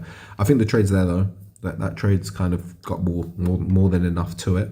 So if you are looking at the EJ one, you could look at EJ for where it is now, and then basically play this to, I would say play it to this point at least. Right now you're positioned really well, so you'd be at least 3.5 to 1. It's not the best risk reward, but it's okay. That's how I would look at EJ. EN, yeah, nah, not touching EN. Nothing interesting on it. You could look at the long, but still there's a bit of a short to it, so it's not the best one. Gold, gold for New York session comes up, retraces and sells. There's a possibility for a gold trade here, but for the reasons we mentioned before, be a bit careful. Interesting that we did this. So AN did go. Man, I was really tempted with AN this morning. I was looking at AN here. Surprising that it just committed like that, but nothing I could really do about it. And it's a very difficult one to really catch. If I look on the 15, yeah, it was very impulsive there. If I look on the 5, yeah, likewise, I would have had to set it. I probably would have missed that, so leave that as it is. GU, yeah, still waiting for it to come back up. If it does, likelihood is it's not going to come back up here. It's just gonna maybe drop off or respond to this. Not a fan of GU, so I'm just going to leave GU until it shapes up to something else.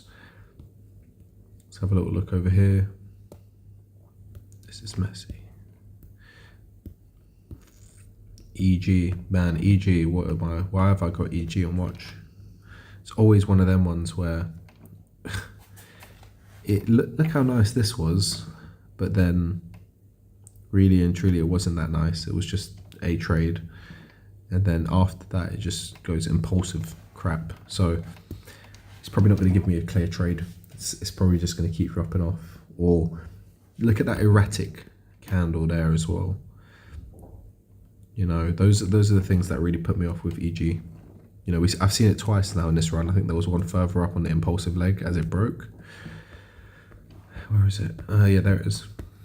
So you can see it here. You can see here. Maybe a spike up here and then drops. Let's have a look on 5. Yeah, wouldn't be too surprised to a section there. Anyway, we'll leave EG, let it develop into something at some point. EA. EA looks interesting on a 5. On the 4 hour, we are in a good area. How did the 4 hour closed? Quite indecisive. I wouldn't touch that. I would leave it alone. Unfortunately, even with it shaping up and looking like it's giving something here, the 1 hour candle looks good with the retrace there. If I took it, I'll take it on the 1 hour. Forget the insurance, the 5 minute AFT right now. I would take it like that, but obviously I'm not taking it, and I'm not going to take it, and I wouldn't take it. So that's just that. I would want to wait for a clear push away. So even though that this 5 minutes there, if you want to take a high risk trade, you can take this, right? You can take this trade here. You can, if you want to take a high risk trade with the potential for quite a good reward, I think there's this trade. I just wouldn't put too much risk on the table. I would go with like 0.1 or 0.25 or something on this trade like this, just to kind of experience it.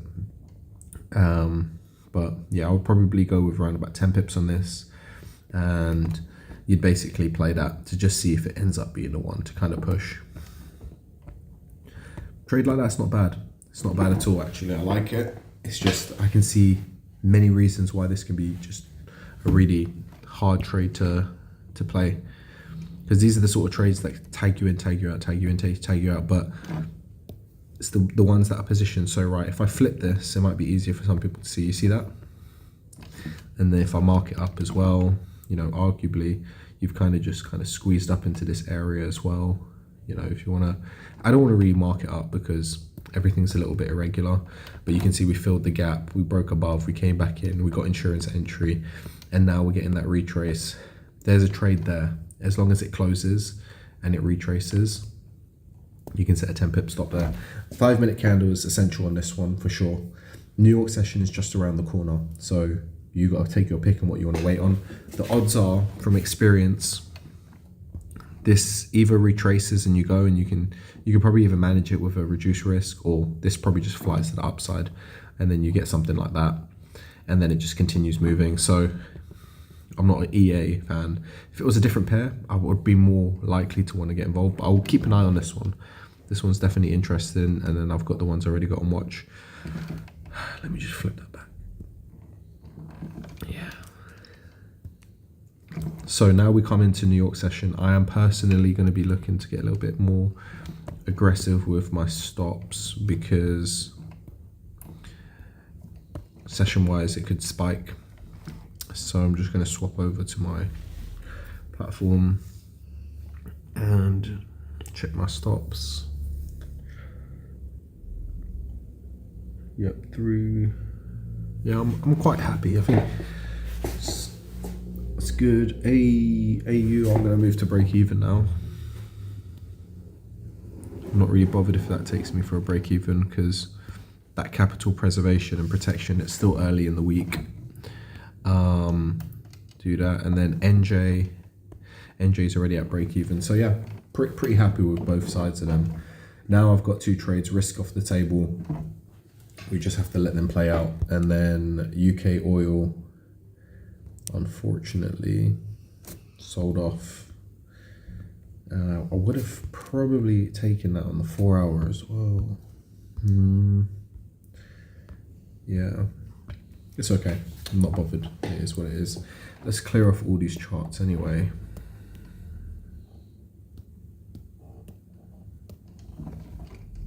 I'll put this up here.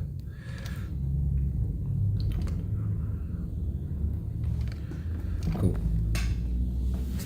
Let's wait and see what happens. So took NG first, saw AU and EJ form in, but went for AU as I got the JPY exposure. Good choice. Yeah, I don't think it's a bad choice. I think it depends why you swapped over, but they're both good. They're both pretty much the same trade. AU arguably, in my opinion, looks a lot nicer because it came from much more serious momentum. NJ, it still came from momentum, but again, it's very close to the little hook above, that bit above. So if it fails, I wouldn't be surprised why. If AU failed, I would be a little bit annoyed because, you know, we've responded from sharp hook point price action there. We've responded sharp. We've consolidated now. We want to see continuation, at least to push a bit lower, and with the gap in place. So I think AU was a better decision for sure, really and truly. Again, it's DXY dependent. So sometimes you can take the better choice and the better choice ends up being the worst choice. You can't always know that. That's why, you know, it just boils down to sometimes a little bit of luck, unfortunately, because you can't control the outcome of any trade. I could take the best AA plus setup and then have a high risk setup that I was looking at as well, but the AAA plus setup didn't play out, and then the high risk one flew for like 7%. These things happen, but at the end of the day, it's the consistent compounding ability you have where you can identify your AAA setup 10 out of 10 times, for example, and then that amounts to, on average, let's say 7% profit or 10% profit overall with the wins and losses and break evens. And then you take those high risk ones, and then over 10 trades, that amounts to, let's say, you know, break even or plus 4%. So again, when you put them in together, sometimes they might end up at like minus 7%.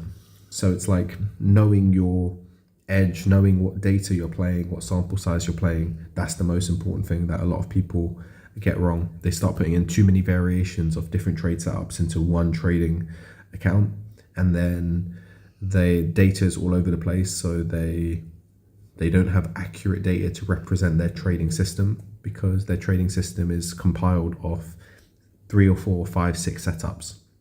And let's say 5 setups in an additional 6 variations, which is essentially 30 different types of trades. So when you go through their trading plan, you'd identify 30 different variations of the same type of trade, and it's very all over the place. And for that reason, that's why a lot of people end up making a lot of mistakes, and they think they're doing everything right, but in fact, they've got too much discrepancies between their trades where they kind of quite loose. They're like, well, this one's got a little bit of a more impulsive leg to it, but it's okay because it looks the same. Well, it's not the same, you know, and then that's the fine line difference where I've seen with much more successful traders. You'll look through their trades, and if I just go through the 2 trades I took today, just because they're here, weekly.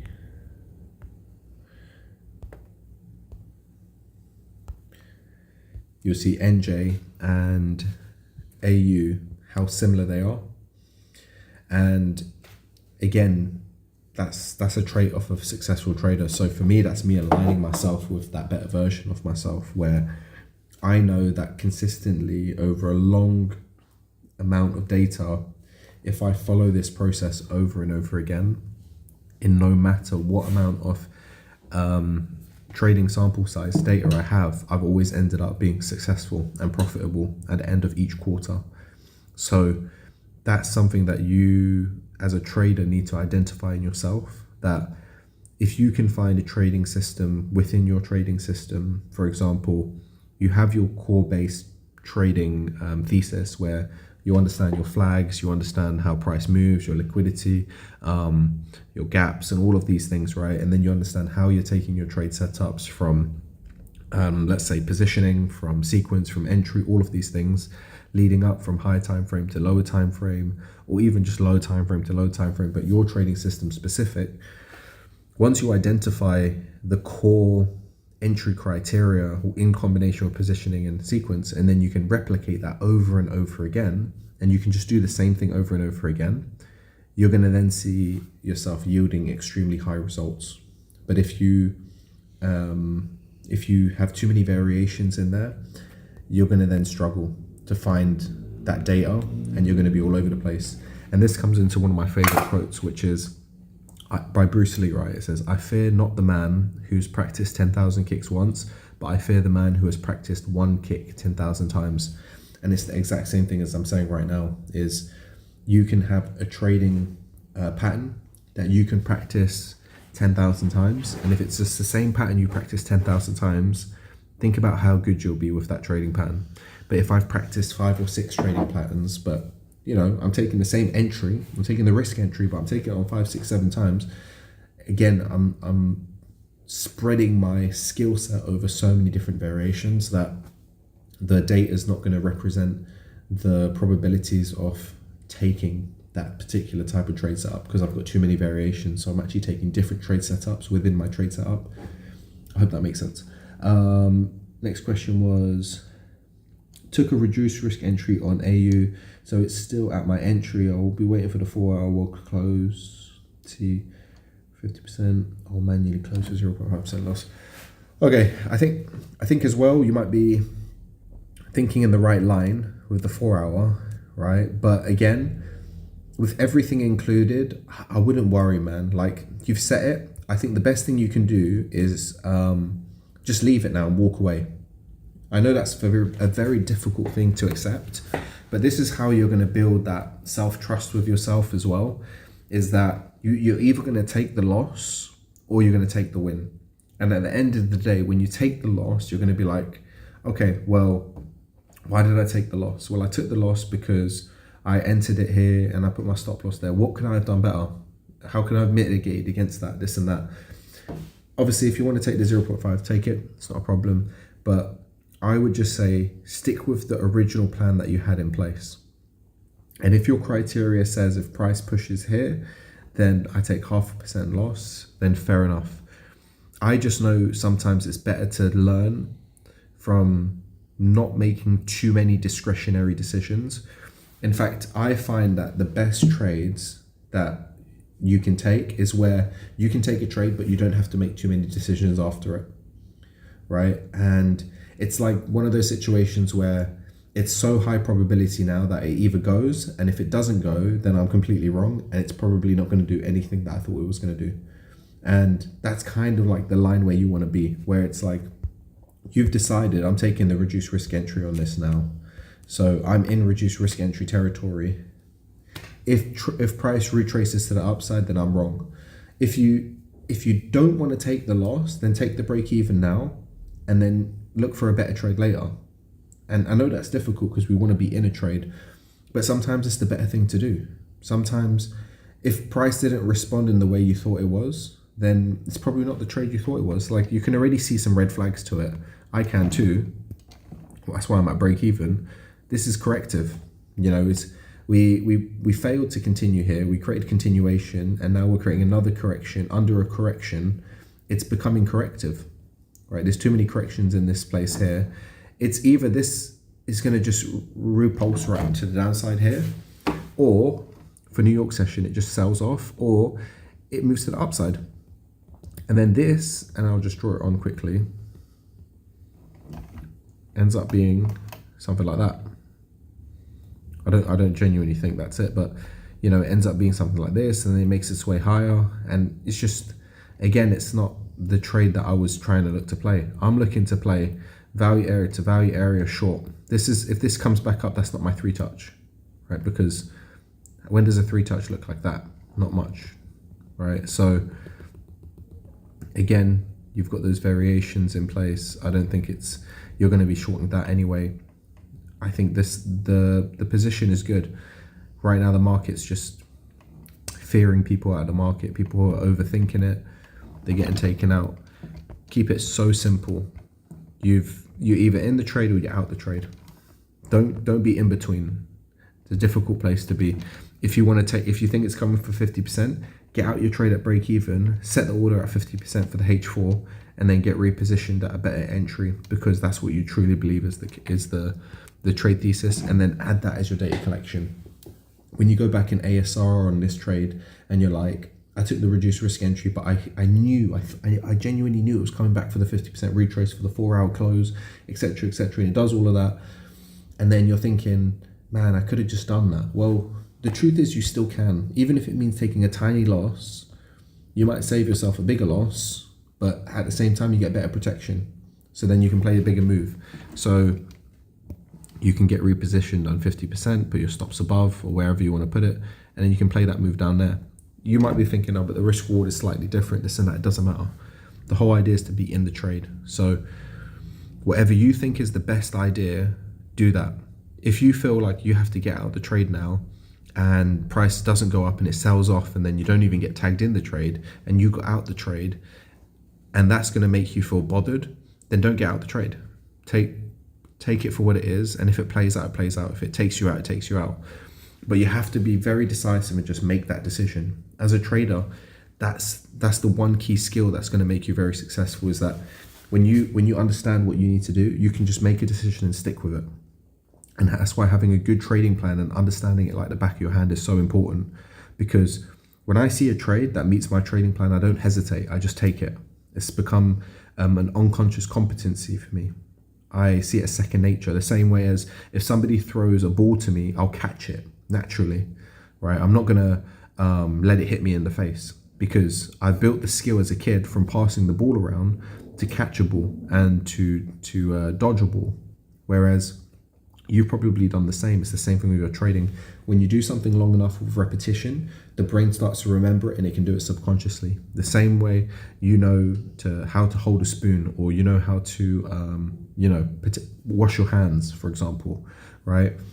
These sort of things you don't have to think about. Oh, I need to turn the tap on, put it on medium water now, test the water, and then put my hand in it. Like, these things you do as a kid. You probably don't remember them so clearly, but as a kid, there was a time where you had to teach yourself how to do those small things.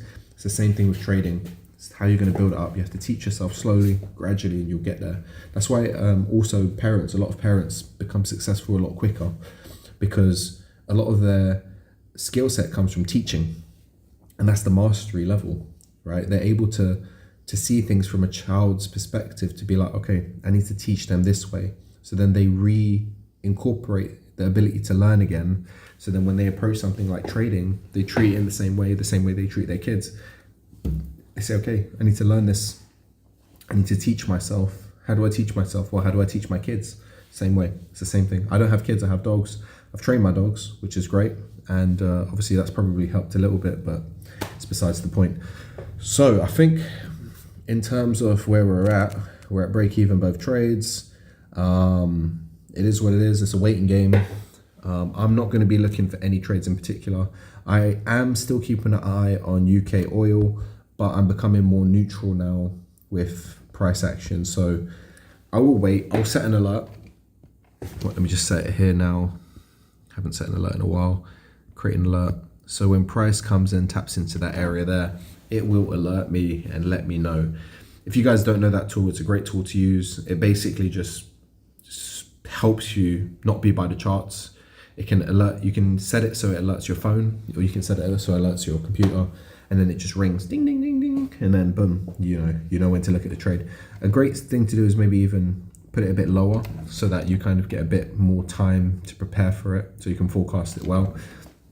Aussie US dollar, yeah man, I said I would have already been in this trade.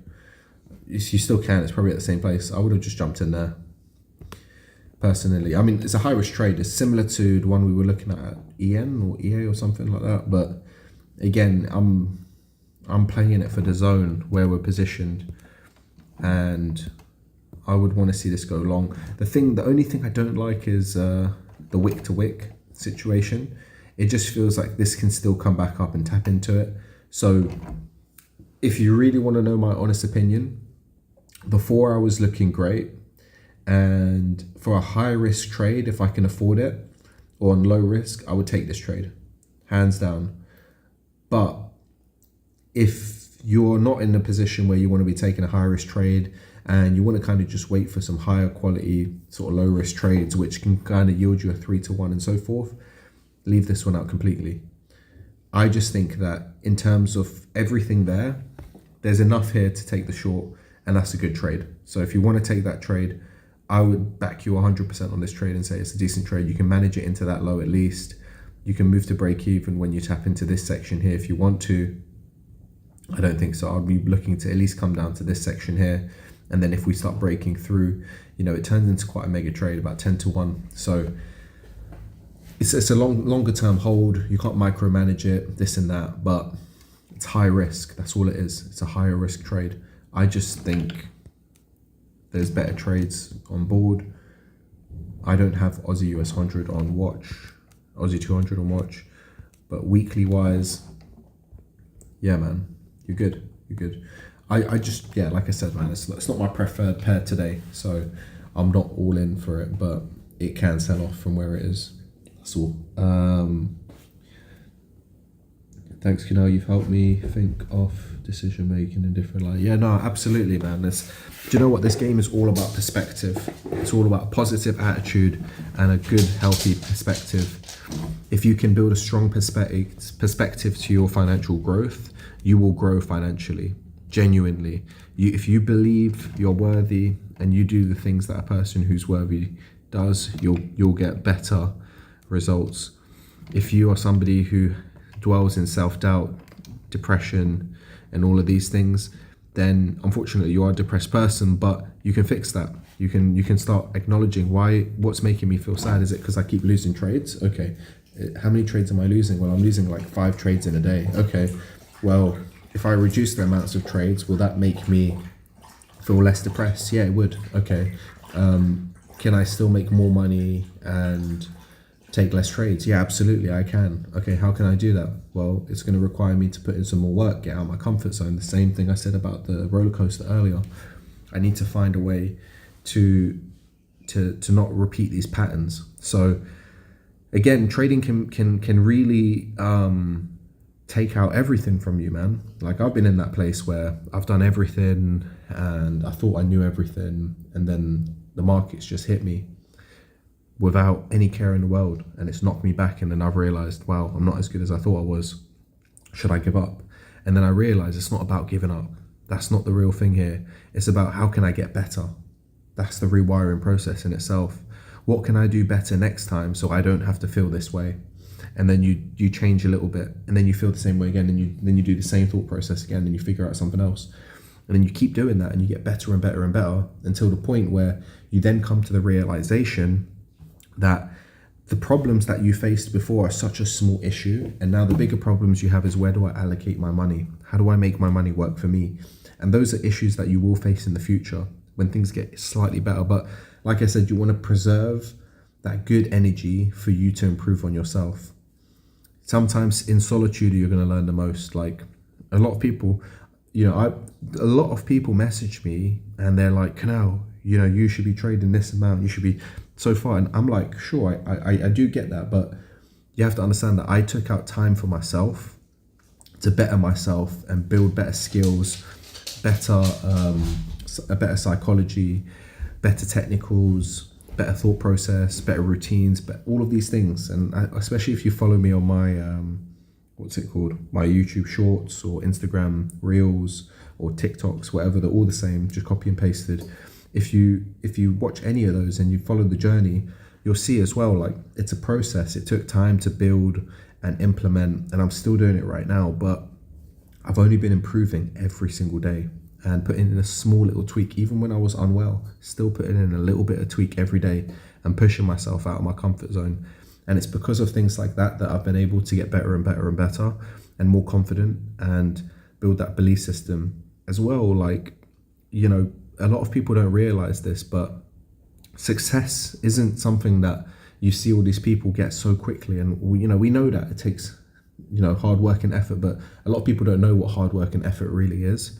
And hard work and effort really is just things like waking up earlier, things like taking a cold shower, things that you don't like doing are things that it takes. That's exactly what it is. Really and truly, if you're not successful and you're wondering, why am I not successful? It's because you're not doing things that you don't like that are going to get you successful. And I'm not saying you're going to have to do them forever, but you need to do them for a long enough period for you to then see the benefit and then reap the reward. So it's just a very hard knock truth, really. I mean, nobody who's reached dramatic success did it easily. Some people got lucky, but they didn't sustain it very long. And if you meet any very successful person, they'll tell you the same thing, that they worked very, very hard for it. Like, it gets to the point where when you are not successful, all you can think about is giving people handouts and helping people and paying for their rent and doing all these things and doing nice things for people. But then after you go through the hard knockback journey, man, all you want to do is help yourself for a while, because you've gone through it. No one else can see that. They can only see the result. Nowadays, when people see me or talk to me or come and visit me, they're like, wow, Kunal, you've got all this, you're doing so well for yourself, this and that. And it can kind of come across feeling like gloating, because you know that those people are still in the same place as they were before, but you've gone so far forward. And it's like, I feel kind of like I don't want to share too much with them. Like, oh yeah, I just made 10K, or, I just hit 10%, for example. A lot of the time, it's very hard to say that to somebody who makes, let's say, 20,000 euros in a month, and you made 10 grand in a week, for example. It's such a difficult thing. Now, I'm just saying that from a place of, you will all be there. If you stick at this long enough, you'll be in that exact same place. And you have to come to the realization that there's going to be people in your circle that you can have these conversations with, and then there's people out there that you think you can have them with, and you just want to share, and you want people to be happy for you. But at the end of the day, not everyone is going to see it the same way you are, because they can't have it that easy. Weirdly enough, I have friends, and I'll tell them, like, yeah, man, I made 16K this year, and I'll tell them exactly how I did it from the beginning, from the moment I made the investment. Of one investment, right? I mean, biggest investment to this date on my long-term investment was around about 30-something%. I'll tell them, like, oh yeah, I made a 40K investment on this.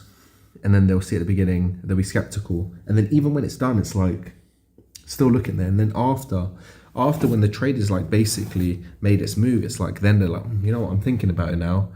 I remember Bitcoin as well, like many different things. But again, it comes down to the person himself, and it's different for everyone to receive that in a different unit of time. Would you take 10 trades in a single week, given that yeah, of course. I would 100% take 10 trades in a week if they all met my trading plan, right? But I wouldn't take 10 trades in a day, absolutely not. I wouldn't take 10 trades in 2 days, right? It would be across a portion of a week, and that would be provided I took 2 trades every day for 5 days. So it could be a phenomenal week. Maybe I might even take 11 or 12 trades in a week. The real answer to that question isn't, would I take 10 trades in a week? It's more so, if I took 10 trades in a week, what sort of mindset would I have? And it would have to be somebody who's very much in high performance, meaning that I'm waking up extra early, I'm doing a solid analysis every single morning, I'm in a high flow state, I'm pushing myself out of my comfort zone, making sure I'm putting 110% in, really focused, eliminating all my distractions, really switched on, super hydrated, all of these things, like I'm at peak performance, then I'm going to be taking that many trades, right? Again, I wouldn't be allowing myself to put that much exposure out there if I didn't see myself ticking off this stuff. And how do I monitor it? Well, I do it through routines. I make sure that if I'm ticking off all of the things in the morning, everyone's routine should be slightly different, but your routine is basically supposed to set you up for the best mentality possible, to hype you up, to make you so sharp, to make you so focused. So I would make sure that I've ticked off all my routines and I'm ready for my session. And then in the afternoon, same thing again. Let me just check this. Has your relationship changed with people not in trading? How do you stay relatable? So I don't overshare. That's the truth. Don't overshare. If you start oversharing, it can kind of change people's perspective on you, because you don't know what people are thinking. At the end of the day, as much as you try, you'll never know what someone else is thinking. So in all truth, in relationship with your partner, you should be able to share everything, really and truly, in the way I see it. Not that you have to, but I feel like you should be able to, so that you can get constructive feedback. Because if there's anybody who should know you better than yourself, or hopefully nobody does, but if anybody knows you as well as you know yourself, it should be your significant other, if you have one at this point in your life. In terms of friends and people around you, it depends. Like for me, I've got different friends in relation to different things. So I've got friends that particularly I like to go out with and maybe just chill and hang out. And I've got friends that I literally just talk about trading with. Then I've got other friends that literally are just like acquaintances, that are friends from long-term communication. And I've got school friends that, you know, all these things, like I might share some self-improvement things because that's a part of the person I am. But I wouldn't overshare in terms of, oh yeah, man, last week I took a trade on NJ and I made like 9K. You know, like those sort of things, I think, you know, they don't make sense in a conversation with somebody who's a lawyer, for example. You know, they'll be like, oh, great, I'm really happy for you. And then that person's there like, okay, well, I'm going to go pay off my 20K debt on my car now. So, you know, but you don't know these things. So, but if I go to a trader, like let's just pick someone in the chat like Zeph, and I said to Zeph, hey, yo, listen, I just took a massive trade on NJ and today I made 7%, which is like 20K. He's going to be like, oh man, that's incredible, man. I also took a hover on Aussie 200 and I made 2%. You see the energy that you get from another trader as well. It's like for like, you know, we feed off each other's and we're like, yeah, man, I'm so happy for your win, man. I'm going to be there one day too. I just made 3%, which, okay, it's only like $40, but you made 20K. That's amazing. I made $40. We're both happy. Like it's that sort of nice energy that we feel in trading that is just nice, man. So for me, that's why I like having that energy with traders and talking to traders, because we can all be happy for each other's win, no matter the price or the value. Exactly. It's a win for win. So yeah, just to kind of finalize on that question, because it was quite a good question there. They all have to meet my criteria of my trading plan, really and truly. And my trading plan, I've summarized it down. I've really simplified it to 2 trading setups, but I have a few variations of that trading setup. So I think I have a total of, if I remember correctly, it's 8 variations of 2 trading setups. And that's basically it. So again, it gets a bit in depth, but they're very core and simple. But the variations are just basically like how the makeup of the structure is. You can see that mechanically, this is, you know, my 2-touch, right? But then internally I've got this, and the internal could be different. It could be like more like this. You see, but it's the same trade. It's the exact same trade that I'm taking here. And this variation could have a little consolidation there, which is tapped into the bit above. Do you see what I mean? So when I talk about variations, it's the exact same trade, but it's just displayed in a different way. And then for me, that's what I mean by variation. I still take the exact same trade, I just take it in a different variation. The next question was, have your relationship? Yeah, so yeah, I'll answer that. How do you stay? Yeah, so just to kind of keep with that humble point as well, it's a part of your characteristic, really and truly. You know, if you're, it's one of these things where if you're a jealous person and you're always getting in other people's business, then you're gonna then attract more jealous people in your life, because it's a like for like situation. So you need to kind of come to the conclusion that if you're somebody who just eat, breathe, and wants success, surround yourself with those people. You are the one of 5 people. So if you want to be a better trader, surround yourself with better traders, listen to better traders, only filter your social media to better traders. If you want to be somebody who's got a very, very confident mindset, surround yourself with mentally confident people. And then do things that they do, because when you listen to them talking, they talk about what did they do today, and you'll hear a common pattern like, oh yeah, today I woke up in the morning, I trained for 20 minutes, or I did meditation for 20 minutes, or this and that. And these sort of things are so important, because you start to come to a realization that if this person is really disciplined, and I want to be very disciplined, and he took out 10 minutes to just tell me why he's disciplined, perhaps I could try that in my life. And if I can do that every day, that would not only make me more consistent, but that would make me more of a disciplined person, because he's the most disciplined person that I have access to. It's those sort of things that can really change a person. So keep that in mind as well, that asking good questions leads to good results. When these influencers and stuff do Q&As, and you want a piece of their mind, that's a good question you can ask them. How do you remain disciplined? What things do you do as a day-to-day action that keeps you disciplined? And could you suggest anything for example, somebody who isn't disciplined? What could they be doing more on a day-to-day basis to make themselves more disciplined? Think of questions like that, and that will really help you start building a new set of skills that you can start implementing within yourself, and characteristics that you can start develop. And that's how you change and become better as a person, is you build better characteristics, better attributes, skills, interpersonal skills, and then next thing you know, you've just leveled up a little bit. And you'll notice this massive change when you've gone through a huge change, because this kind of goes into that question about relationships. When you've made loads of changes, and then you go back and you see an old friend and you have a conversation, you realize something significant with a lot of people. A lot of people don't change. A lot of people are not always trying to improve and be better, but trading forces that out of you. If you want to be a good trader, it's constantly forcing you to be a better person. It's forcing you to think better. It's forcing you to be sharper. It's forcing you to do things, get out your comfort zone. The average person doesn't do those things. That's why I love the journey of trading. Less about the money, weirdly enough. At first, I loved the money. It was all I wanted. But now it's just really about that self-improvement and that growth, and just the person that I'm becoming and the things that I'm able to achieve. And then as a side effect of a result of that, I'm actually reaching the levels of trading that I want, but I'm not attached to the outcome. And this is something major that Joe Dispenza talks about. And if you don't know who Joe Dispenza is, there's a really good podcast on YouTube. If you search Joe Dispenza,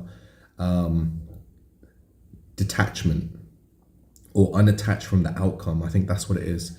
Detached from the outcome, something like that.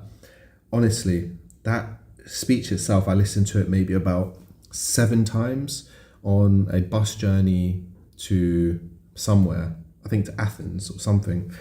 And I'm telling you, that is some serious rewiring in itself, because when you learn to detach yourself from the outcome, you start to fall in love with different things. And for me, I fell in love with the processes and the routines that I built, because it's something that is pushing me ever so slightly, but it's something that I can enjoy and I can reflect on, I can learn from, and I can see myself growing. And more importantly, the people around me can see myself growing. A lot of people, they don't see anything but the money that comes with it. So what they're attached to is the outcome, because the money is the outcome. But during the whole process, that's the journey. I promise you, when I've spoken to the majority of wealthy people, and I talk wealthy, I'm talking about like 7 figures onwards. So it's not that wealthy, but multiple 7 figures. They've all said the same thing to me is, listen, you have to always take a stop and enjoy the view, right? And what they mean by that is you need to enjoy the process, getting to the point of the destination. Otherwise, you're always going to be in the rat race. You're always going to be literally trying to get from A to B, and then focusing on B the whole time, that you don't even enjoy the process of the journey of how you got to B.